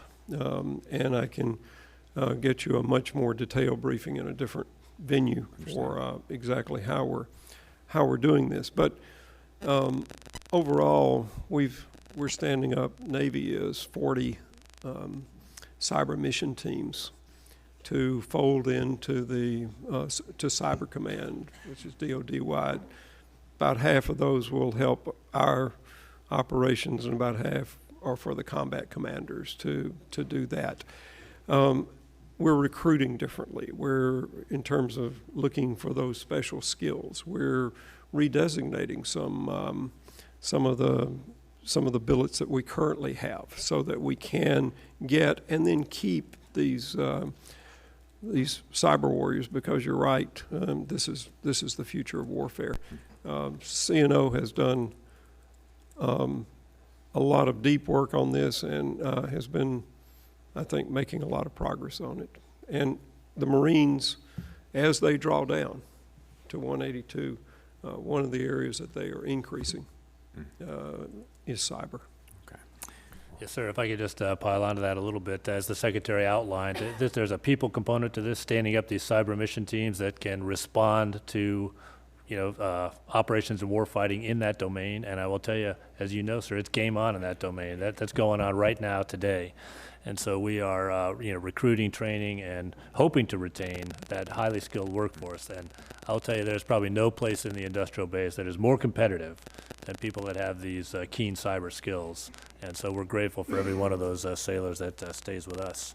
The Task Force Cyber Awakening did transition into Cyber Safe. Our general approach, you know, kind of at this level of classification, is that, you know, we'll look to harden the network, reduce its outward-facing interface to reduce its vulnerability, its target surface, if you will. So we'll kind of harden the outer shell, reduce and harden that. And then, you know, nothing is completely leak-proof in this world. And so we've got to be ready to detect any kind of infiltration through that barrier and then respond to isolate that as quickly as possible. And so that's generally how we're going. We're making some serious investments across the budget, the entire fit-up, to get to that level of both people and infrastructure to support that. Great. Well, thank you. Mr. Secretary, thank you for your many years of service, decades, I know, and wish you well in your next chapter. Gentleman from Florida, Mr. Diaz-Balart. Mr. Chairman, thank you very much. A lot of my questions have already been answered, but I want to just, again, first thank the three of you for being here, and more importantly for your service. Admiral, you spoke about the worrisome issue of pace, of keeping up, and you mentioned you spent some time talking about the submarines, which was one of the things that I was going to ask about. But if you could talk to us a little bit about the large surface ships and how are we doing there? What are the plans there to make sure that we are not falling behind? So that's a great question. And so in our large surface combatants, our DDGs and cruisers, we've got a modernization program that really brings those into the fifth generation across the board. And so from their combat system and combat radars, We're advancing into what we call, Block 9 of the Aegis Combat Control System, and we are on pace to do that as quickly as possible, really. And so that's been a keen priority of us. Similarly, in the electronic countermeasures world, we've got systems coming onto those to make them more resilient, to withstand and prevent being hit by an incoming weapon. And then finally, as the Secretary mentioned, we're doing everything we can to repurpose and advance the offensive weapons that they carry. So repurposing the SM-6, for instance. And then, we're also enhancing the large surface combatants' ability to connect and work with other forces in the Navy, whether those be strike aircraft or other surface ships, submarines, networking that all together so they can combine in new and creative ways. You've heard, I'm sure, this concept of distributed lethality. Similarly, we've got the NIFCA, the Integrated Fire Control Counter-Air, which is sort of the naval aviation piece together. And we're looking to stitch that all together to one sort of integrated fires and effects network. And Mr. Chairman, just also briefly, and I saw that, and I think it was, I believe it was you, Admiral, or the Secretary, that talked about maybe having to reconsider the actual number of submarines because of the new threats. Yes, sir. Talk So, a little bit about that. Yeah. So as we've discussed, the way that we do that is by virtue of a force structure assessment, which examines the combatant commander's needs, the needs, the warfighting needs, and the theater campaign plan needs. It's really an aggregate of trying to figure out the demand signal. The last time we did that for the whole force was in 2012, and we refreshed it in 2014. But back then we did not have a resurgent Russia. We did not have ISIL to contend with.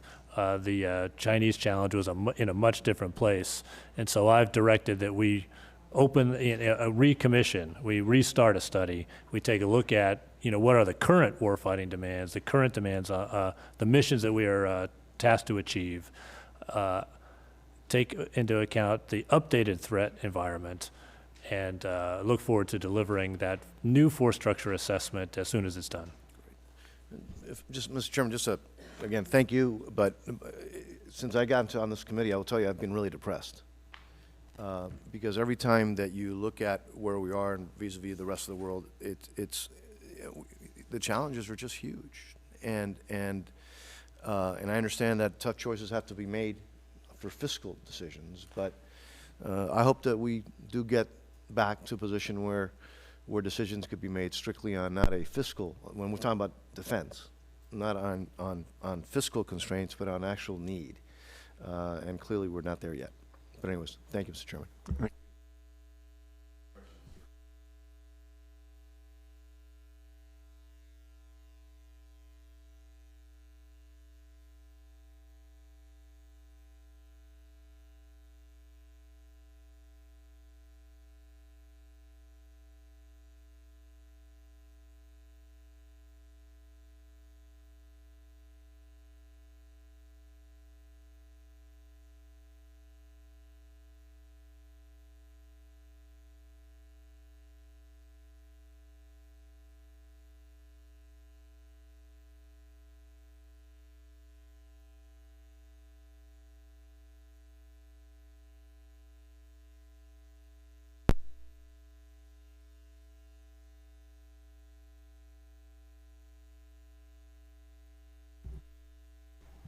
Chairman, there's probably 32,000 Marines forward deployed, counting those that are west of the international date line in the Far East. In the Middle East right now, you have a Marine Expeditionary Unit that's in support of the combatant commander.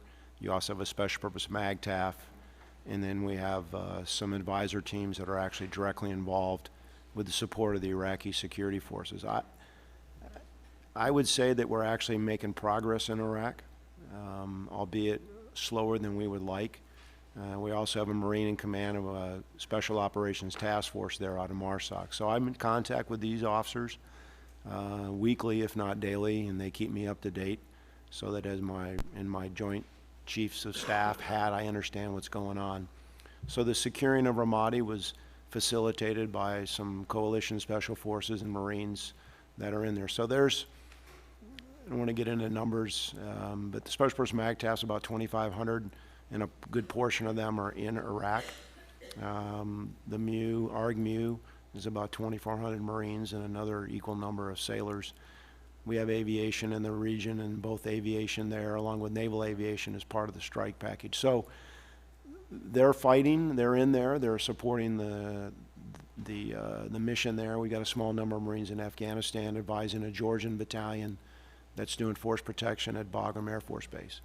Was mentioned, the Arctic was mentioned earlier. Right now in Norway, there's about 2,000 Marines exercising with about 10 other coalition countries in Norway, up above the Arctic Circle. So we haven't been there as much as we used to go there. We have pre-position equipment in the caves.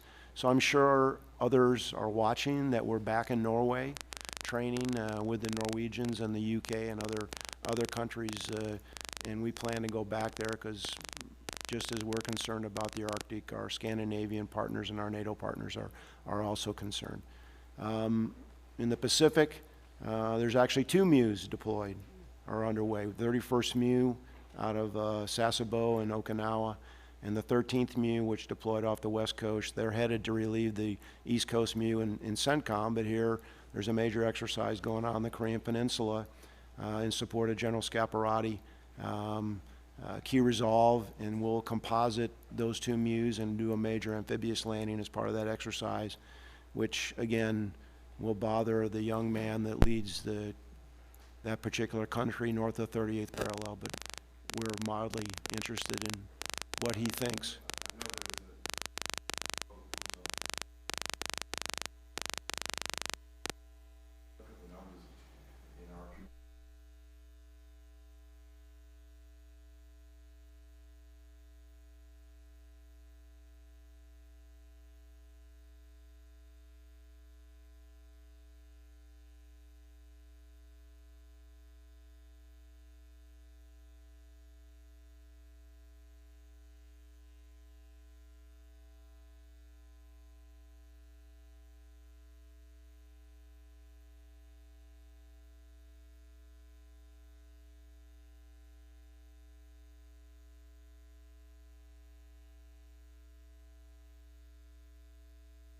Readiness there, you commented on it, but where do we stand on that? There's been some elements.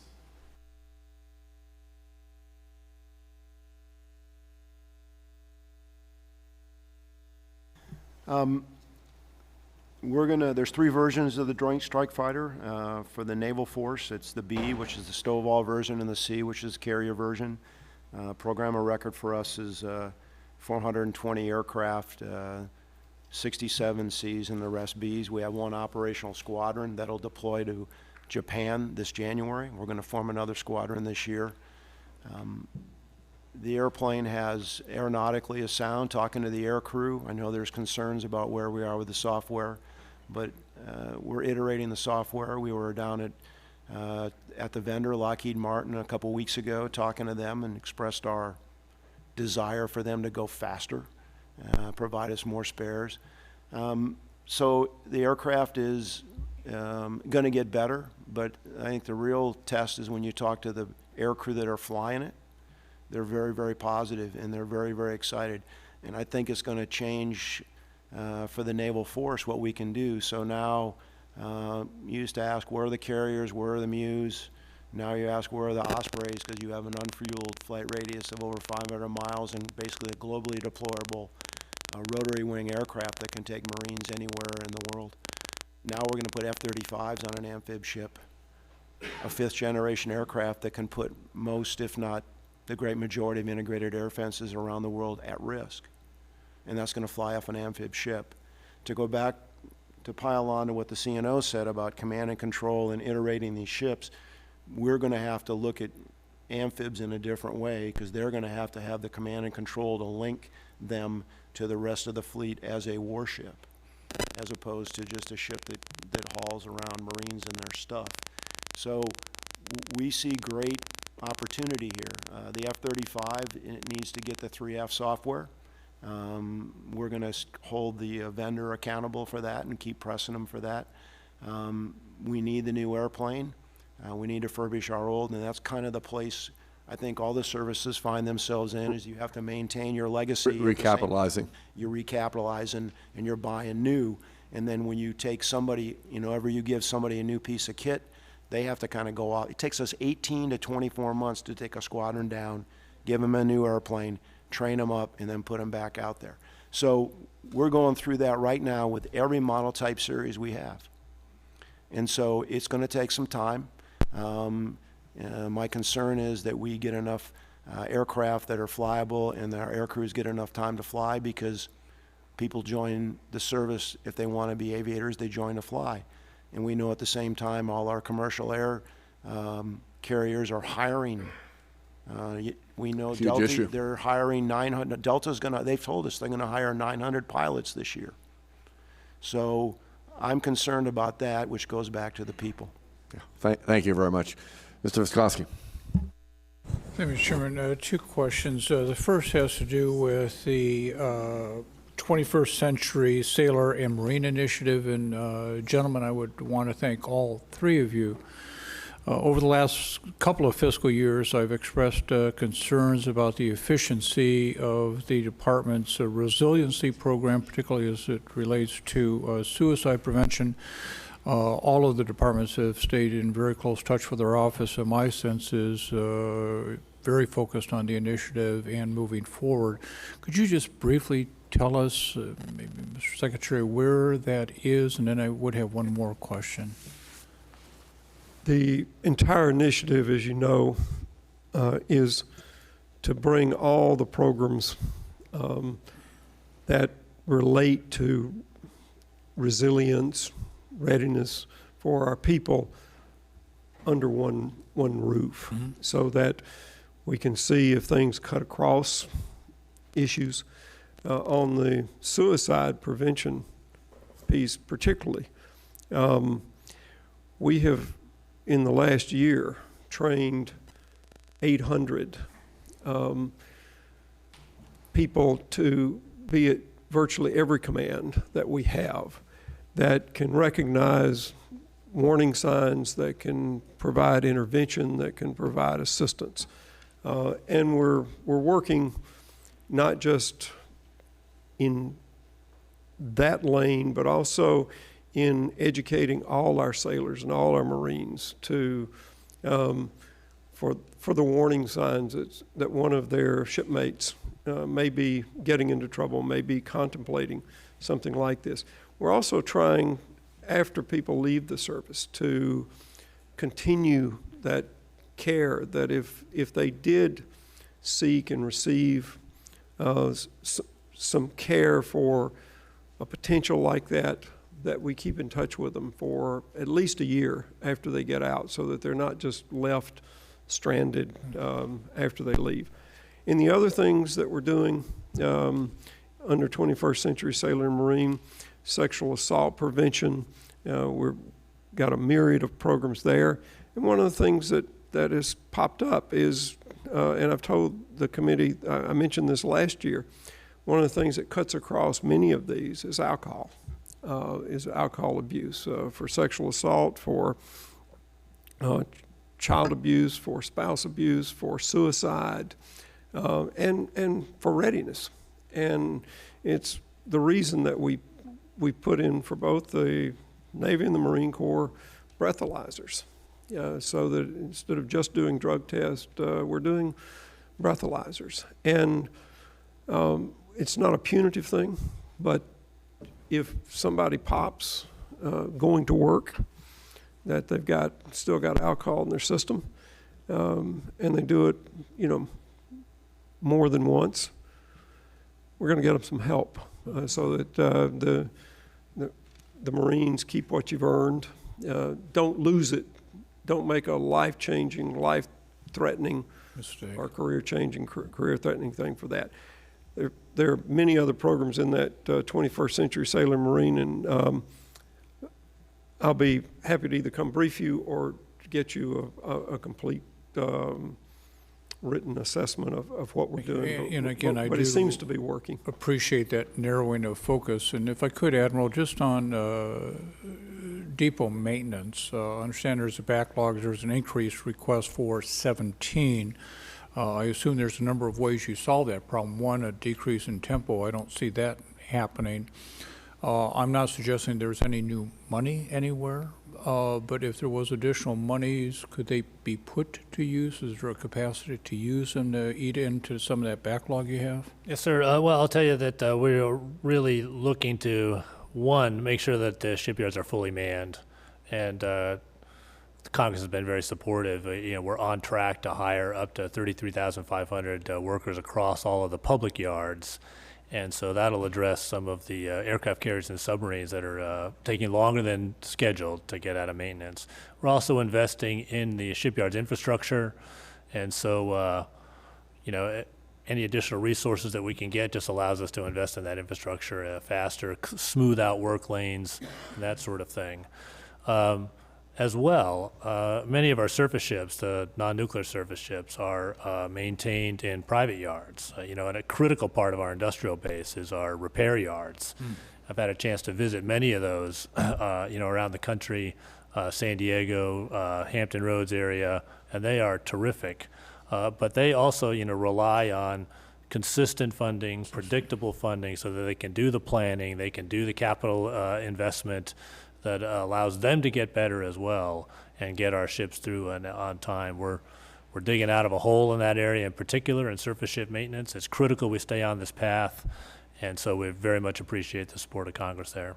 Thank you, Mr. Chairman. Thank you, Ms. Granger, and then Ms. McCollum, if she so Thank desires. you. Mr. Secretary, several years ago, some time ago, the administration announced the pivot to Asia, and a congressional delegation went to Darwin, Australia, a year or so later to see what kind of change has been made at that base.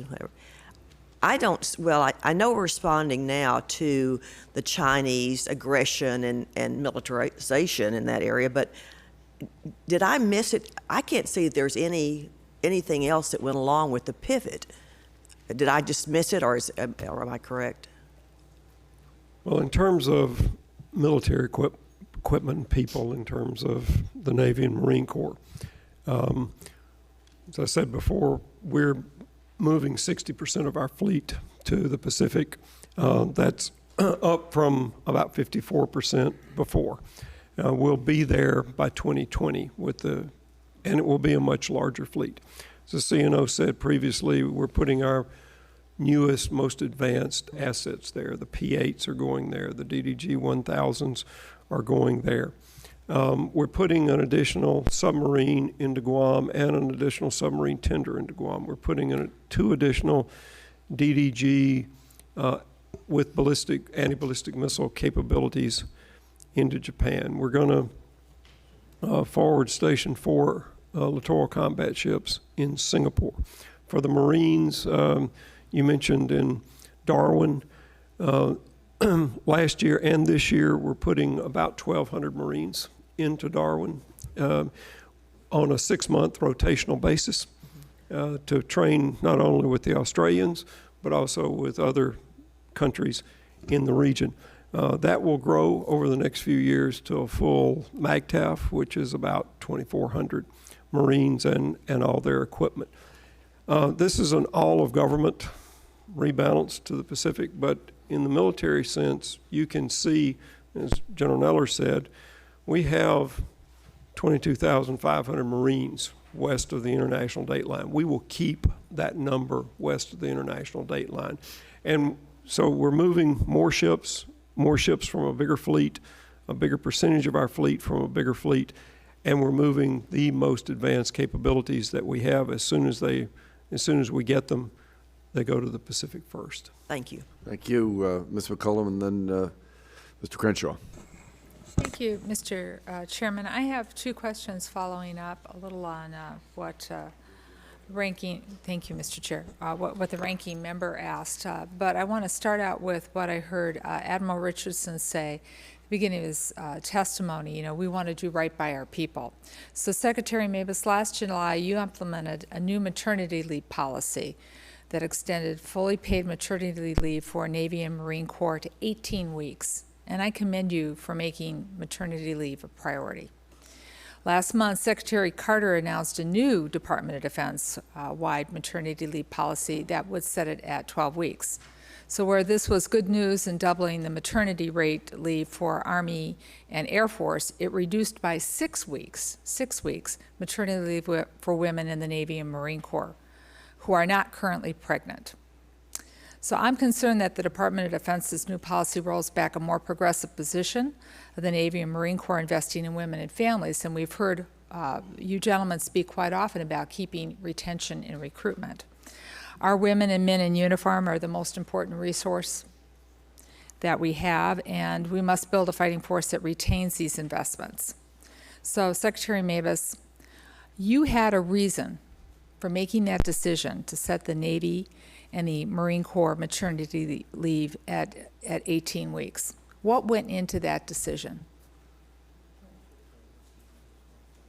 We lose twice as many women as men between about the 6-year mark to the 12-year mark in both services, the Navy and the Marine Corps. And it was to try, and it's almost always to have a family. And in a dual military couple, almost always it's the woman that leaves. We saw it, expanding maternity leave was an effort to do two things. One was to keep these sailors and Marines, to keep them from having to make the choice between family and service, to keep those mid-career or 7 to 12 year people that we have invested so much money in. We have invested millions to train a pilot or a submariner or a surface warfare officer or a cyber warrior. And if we can keep a woman in particular instead of leaving, number one, we will save money. But number two, it's a readiness issue, because we will, if we keep that 9-year sailor, we don't have to replace that sailor with a brand new recruit. And so that was the thinking that went into the expansion. And we did a lot of research in terms of the private sector and where they had found the most success. Well, thank you, Mr. Secretary. I think I appreciate what you did by really looking at mid-career women in particularly, and by extending for those women who found themselves in a family way, currently the 18 weeks. But I have to think that there were women who might have been making a decision to re-enlist in that based on what I think was a wise policy that you had in July, who might be thinking now that they would have made a different decision. So, Mr. Chair, when it comes to the sexual assault and the maternity leave issues and some of these family issues, I know that the authorizers are working on that quite often, but it's a really cost-benefit analysis to the investment that we make out of this committee in what people have been referring to as the soft power. So thank you for answering the question, and I want to learn a little bit more about how this maybe affected the women, if you are doing a survey afterwards, how women felt about the change in policy, which was taken out of your hands. Thank you, sir. Well, thank you, Ms. McCullum, and appropriators are just as committed and interested in this subject as our authorizers, and it'll be reflected in our bill through your good efforts, and also Ms. Granger. Yes, Mr. Crenshaw. Thank you, Mr. Chairman. You know, we talk a lot about ships today. Obviously, talk about the Navy, and we're talking about submarines. And I know you have other programs that are vital to our national security. The Chairman touched on airplanes, the P-8s, the E-2D, Hawkeyes, the Growler. And as I understand it, in these modern times, you got China getting more modern and Russia getting more aggressive, and they're the new areas. One of which I've read about, called anti-access aerial denial. A2AD, I think it's a term that was used to confuse our adversaries as well as members of Congress. It's hard to say. But tell us a little bit about that whole challenge, and then how we're meeting with some of the other assets we have, like the Growler, like the E-2D Hawkeye. I think we'd all be interested in knowing what those programs are and how they're meeting these new challenges, and are they being supported by the 17 budget request? Sir, thank you for that question. And, you know, we've achieved perfect operational security if even we don't know what we're talking about. So I thank you for that compliment. This, you know, the idea of area denial, you know, A2AD, is really generated by, again, you know, our competitors taking advantage of some of these forces that are operating in the technology and information domain, where it is just becoming easier, much easier, to have a weapon system that can detect a target at great range, can assign a weapon to that target, and then strike out to hundreds of miles with great precision. Now that takes, you know, an entire sophisticated chain of events to make all that happen. And as we respond to that, we are responding across that entire kill chain that we call. So you really have to, you know, from the very initial detect all the way to the end game, defeating any kind of weapon that's coming in, you have to dissect that entire sequence and take it down wherever you can. You mentioned aircraft. Aircraft are a huge part of that. And in terms of the aircraft you mentioned, the E-2D and the Growler, both of those play a vital part. They are fully supported in the budget. The fifth generation aircraft, the F-35, Commandant mentioned, you know, the Marine Corps version, the vertical takeoff. We are asking for 10 more F-35Cs, the aircraft carrier version of that in this budget than we did in our 16 request, to kind of move ourselves into the fifth generation with respect to aircraft. And so this budget fully supports, you know, looking at those technologies that will help us defeat that anti-access area denial type of a net with confidence, so that we can continue to have access wherever we need it to push the fight forward. I would like to just take a moment too, sir. We've talked a lot about depot capability, and the Commandant mentioned this. Oftentimes we talk about shipyards, but our aviation depots are absolutely critical to maintaining, you know, the ready aircraft so all of our pilots can fly. And so just like in ships, we're making up for a backlog in particularly the Legacy Hornets and some of the helicopters that are working through depots. We are investing heavily in making sure the depots are funded to their maximum capacity. We're bringing on new artisans, and they truly are artisans that work on these aircraft. And we are also enlisting help from the private sector, Boeing and L3 in specific, to just increase the throughput to get out of this backlog of maintenance and aircraft and get more aircraft on the flight line that are ready to fly. So additionally, we're because we've been flying the Super Hornets more, right? They're reaching the end of their life faster, and so we've requested some additional Super Hornets, both in 17 and 18 this year, to help us get to where these F-35 purchases can start to pick up the load. And so it's really kind of a three-dimensional process, moving our Legacy Hornets through and other aircraft through the depots, buying some Super Hornets to help us accommodate and make up for the increased use of those aircraft, and then bringing this F-35, other fifth-generation aircraft like the E-2D and the Growler that will make us relevant in that fight. Okay, I want to make sure members have a chance second round here. Mr. Israel, any comments or questions? Then Mr. Womack. Yes, thank you. Very, very briefly, on the issue of professional military education, most of this conversation has been about platforms, hardware technologies. If you could all very briefly comment on whether you think we're investing enough in training, in ongoing education, specifically as a matter of career retention, offering opportunities, enhanced opportunities to learn, should be an effective retention strategy. If you'd all comment on that very briefly. I'll give you one very specific program that we announced this year. We're going to take 30 slots for officers around lieutenant or captain level and and pay for their graduate level education. And we've already got people studying now at Harvard, Yale, and Dartmouth under that, and they're chosen by their commanders as the people with a lot of runway in front of them, a lot of career prospects, and we want to use this as one of the ways to keep them in the military. I would just say that it's a very inexpensive way to maintain the professionalism and capability of the force is to continue to educate. So you train for the mission, you educate for the future.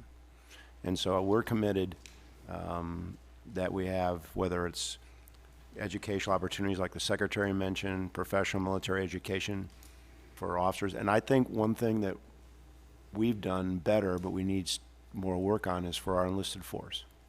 Very, very, very smart people. And I don't think we're stressing them as much as we probably could to get more out of them. So I would like to see, you know, more of our enlisted force, because they're deployed, they're busy, but and to ask them to get an associate or a bachelor's degree is a heavy lift. But because of the way the world is, and because of the capabilities we're going to use and the things that we're going to have to be able to solve and the problems, I know they have the capability and the motivation to do that. We've got to create a better environment for them to have that opportunity. So we're committed to that, because it's, in the overall scheme of things, it isn't a lot of money, and it's going to maintain the quality of the people, and it's going to keep them in. And that's really the most important thing, is we don't have to keep them all. We got to keep enough of the very, very best that are going to lead us into the future. Well spoken. Mr. Womack. Two quick questions. One's a follow-up to Andrew's question on the Super Hornets. There were 2 in the 17 request, and I think they were deferring 18 or 14 out in the 18 request. Is there a capability gap in that time frame at all?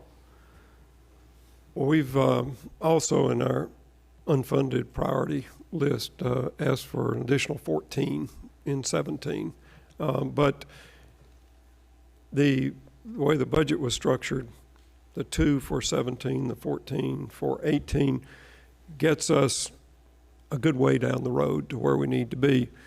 For the industrial base, for the line, the F-18 line, having only 2 in 17 presupposes some international sales. And Okay. if those don't materialize to keep the line hot, we would need to move aircraft into there. I understand. And real quickly, we haven't talked about military pay and compensation. The budget request, 1.6 increase, I think a half a point below ECI. Are we sending a message to our men and women in uniform? And what would that message be?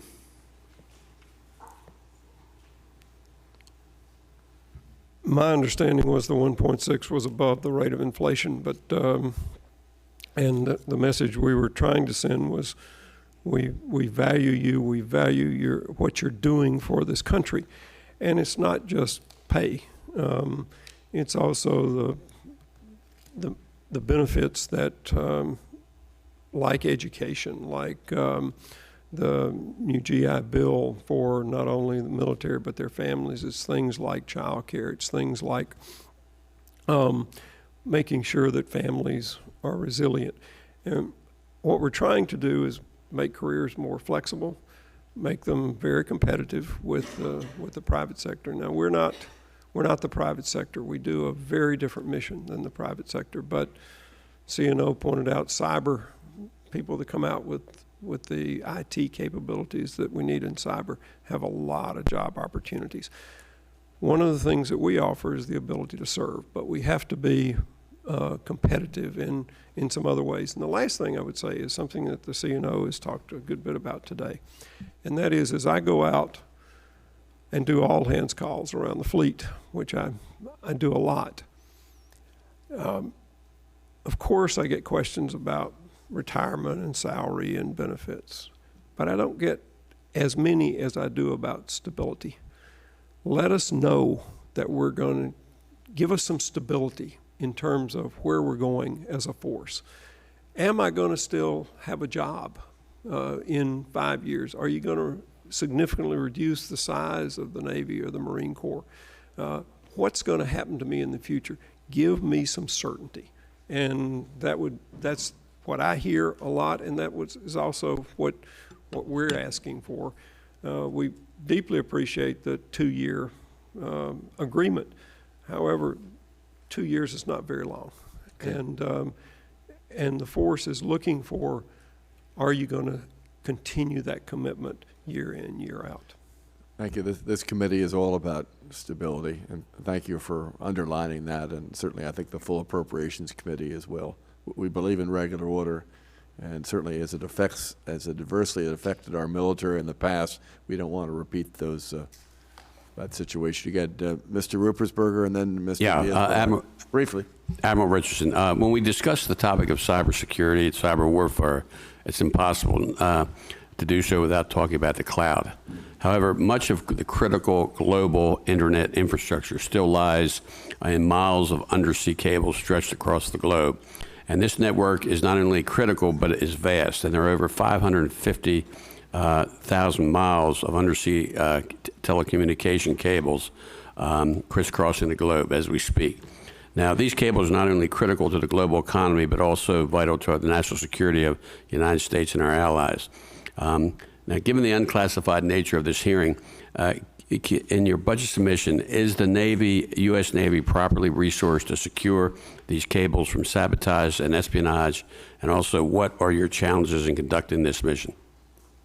Sir, thank you for pointing that out. And you make the point that just like traffic over the seas has choke points, the Straits of Gibraltar and other choke points, so does our information system have choke points. It seems like when you log onto a computer, you got access to the whole thing and it's free reign. But as you pointed out, 99% of that internet traffic travels over those underwater cables, and so they're vitally important. It is difficult to talk about this almost at any level in an unclassified hearing, but we are aware of that. I'm aware of what vessels we use to deal with that. Right, yes, sir. But we are focused on that with a keen edge. We're working very closely with our team over in Europe. I talked to Admiral Ferguson and Admiral Fogo, our commanders over there, frequently about this. There's a Homeland Defense perspective of this, and so Admiral Gortney, the Northcom commander, and I are completely focused on this mission. Thank you. Mr. Diaz-Balart. And I will be brief, Mr. Chairman.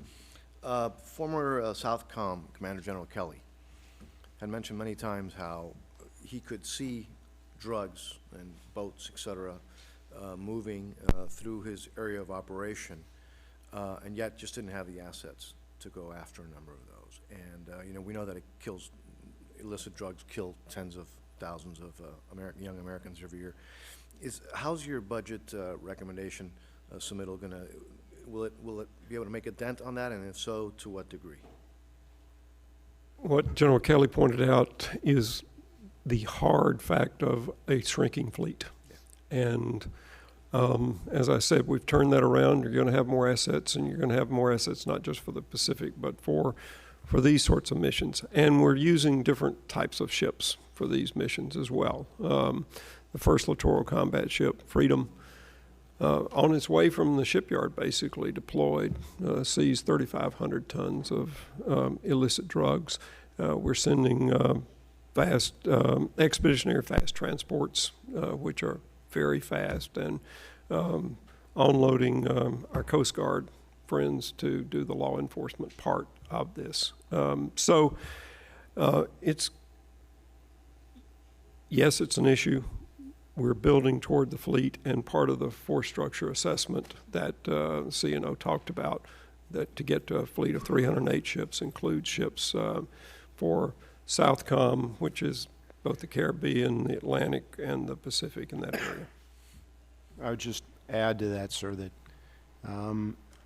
we do a lot of work with our partners in Central and South America as far as training and building their capacity, and there's other monies within the federal budget that allow us to do that, counter-narcotics funding.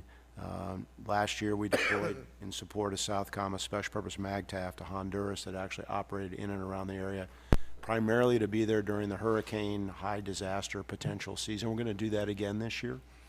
So is that going to be enough to reduce the incursion to meet the demand for drugs from this country? Probably not, but we're trying to do what we can do within our capability and to support now Admiral Tidd as the commander of Southcom. And sir, just one more log on this fire. Where we can, we do send assets down there. We were privileged to send the George Washington Strike Group around through the Southcom area, and all along, both coasts of South America. They worked intensely with the partners down there to help build their capacity and do a number of exercises, senior leader engagements, et cetera, to show our commitment to that super important theater every time we can. Is that the George Washington that this committee put money into? The very same, sir. Good. Thank you, Mr. Tisbel. I want to talk about, I know we've got to talk about the pivot to the Pacific and whether it's fulfilled or not. In reality, we have a pivot to Europe here. And let me say, General Breedlove landed a B-52 in our office recently in terms of some of the issues that we're facing in Europe. What are we doing since we're moving all these assets to the Pacific for good reason? Since we're aware that we have not a Russian aggression in all forms that are facing the U.S. Navy. Well, again, thanks to this committee and to Congress, because the fleet is growing. We just added the fourth ballistic missile defense capable destroyer that's going to be home ported in Rota. We have 4 of those that can do not only ballistic missile defense and the phased adaptive approach, but also theater security operations exercises. We do Operation Ball Tops with Scandinavia every year with a lot of ships, a lot of our partners. The Marines, as the Commandant mentioned, have pre-positioned equipment in the caves in Norway. They're going through the exercise co-response with some of our allies now. The Marine Special Purpose MAGTF, that one in Morone that has an element in Romania, the Black Sea Rotational Force, to work with Romania, Bulgaria, our allies there, and to partner with the U.S. Army in exercises and operations in that region. We are, as we send Atlantic Coast carrier strike groups and amphibious ready groups through the Mediterranean, we do work with our allies and our partners. When you were here last year, Mr. Secretary, ISIS didn't have a 150-mile bulkhead on the Mediterranean. How are we prepared to address that issue with today's Navy? Well, this is one of the things that is certain is we don't know what's coming next, is the uncertainty, like an ISIS that we didn't know about 2 years ago, and that the spread of has been, we've watched. And so the only thing we can do is have enough platforms, that those platforms are flexible enough to do any mission, to have enough aircraft and weapons that go on those platforms, and to train our sailors and Marines, not for one specific mission, but We've for got anything. instability in North Africa. We've got instability in Egypt. Our NATO ally, Turkey, has a degree of instability, and I would like to see some comments relative to our confidence factor that we're ready, and I'm sure the Marines will be able to provide that. Well, General Chairman, Neller? I would say that, and the Secretary mentioned the Special Purpose MAGTF that's based out of Morone, and I didn't mention them as I kind of went around our force laydown, but they're a land-based force because there is not enough, that we don't have an amphib ship or ships that would give them actually the flexibility to move around. They position their force. We have special forces. Again, this is an unclassed hearing, but we have special forces that are operating in that part of the world, and in order to make sure that they've got somebody to back them up, those Marines position themselves during the time that they're on the south side of the Med to react to them. So Admiral Richardson and I are looking at different force packaging on how we could move the ships that we have and provide a better capability for Admiral Breedlove and General Breedlove and General Rodriguez. Clearly, they've requested an ARGMU to support them. And we're trying to figure out how, with the numbers of platforms we have, maybe one of these alternate platforms would be a solution or a partial solution. But you've got ISIL in Libya and in other parts. You've got Boko Haram down in Nigeria. You've got the western part of Africa, the Gulf of Guinea, that the Secretary has spent a lot of time in with our partners. So being a maritime force and being able to come from the sea, we can be in we have the flexibility and agility that gets with maneuver from the sea. So it was asked earlier about amphib ships, LXR, and as the CNO mentioned, you know, I know a little bit about ships, but I know that if you build more of them at one time and you reduce your non-recurring engineering, and we've got a proven hull form in the LPD, so if there's any way that we can move any of that to the left and repeat this, or you know, it would allow us to get more ships faster, and that would kind of untether us. We're on the land because we have to be on the land. We would much rather be on ship. We need to make those types of commitment. We need more ISR, need eyes on the ground. And Sir, if I could just please. pile on a little bit. The Secretary mentioned that we're going to have a carrier strike group spend more time in the Mediterranean addressing that, and they'll be fully ready to meet those threats. We're going to, you know, that's the level to which those sailors and Marines train. But we're only able to meet half the combatant commander demand right now. And so as we adjust to both the Russian threat and ISIL, you know, that's going to come at the expense of somebody else. And so this is why we need to do this force structure assessment all over again to determine what is the proper fleet size to allow us to get at the whole problem. Well, gentlemen, thank you for your testimony this morning. And again, to you, Mr. Secretary, there's a cake in your future. I'm not sure whether you want to display it, but it'll go with you, saluting your 8 years of dedicated service to our nation. And Admiral Richardson, General Neller, thank you for your testimony and your leadership. We're proud of the men and women that you represent. So the cake is coming your ways without a candle. We stand adjourned.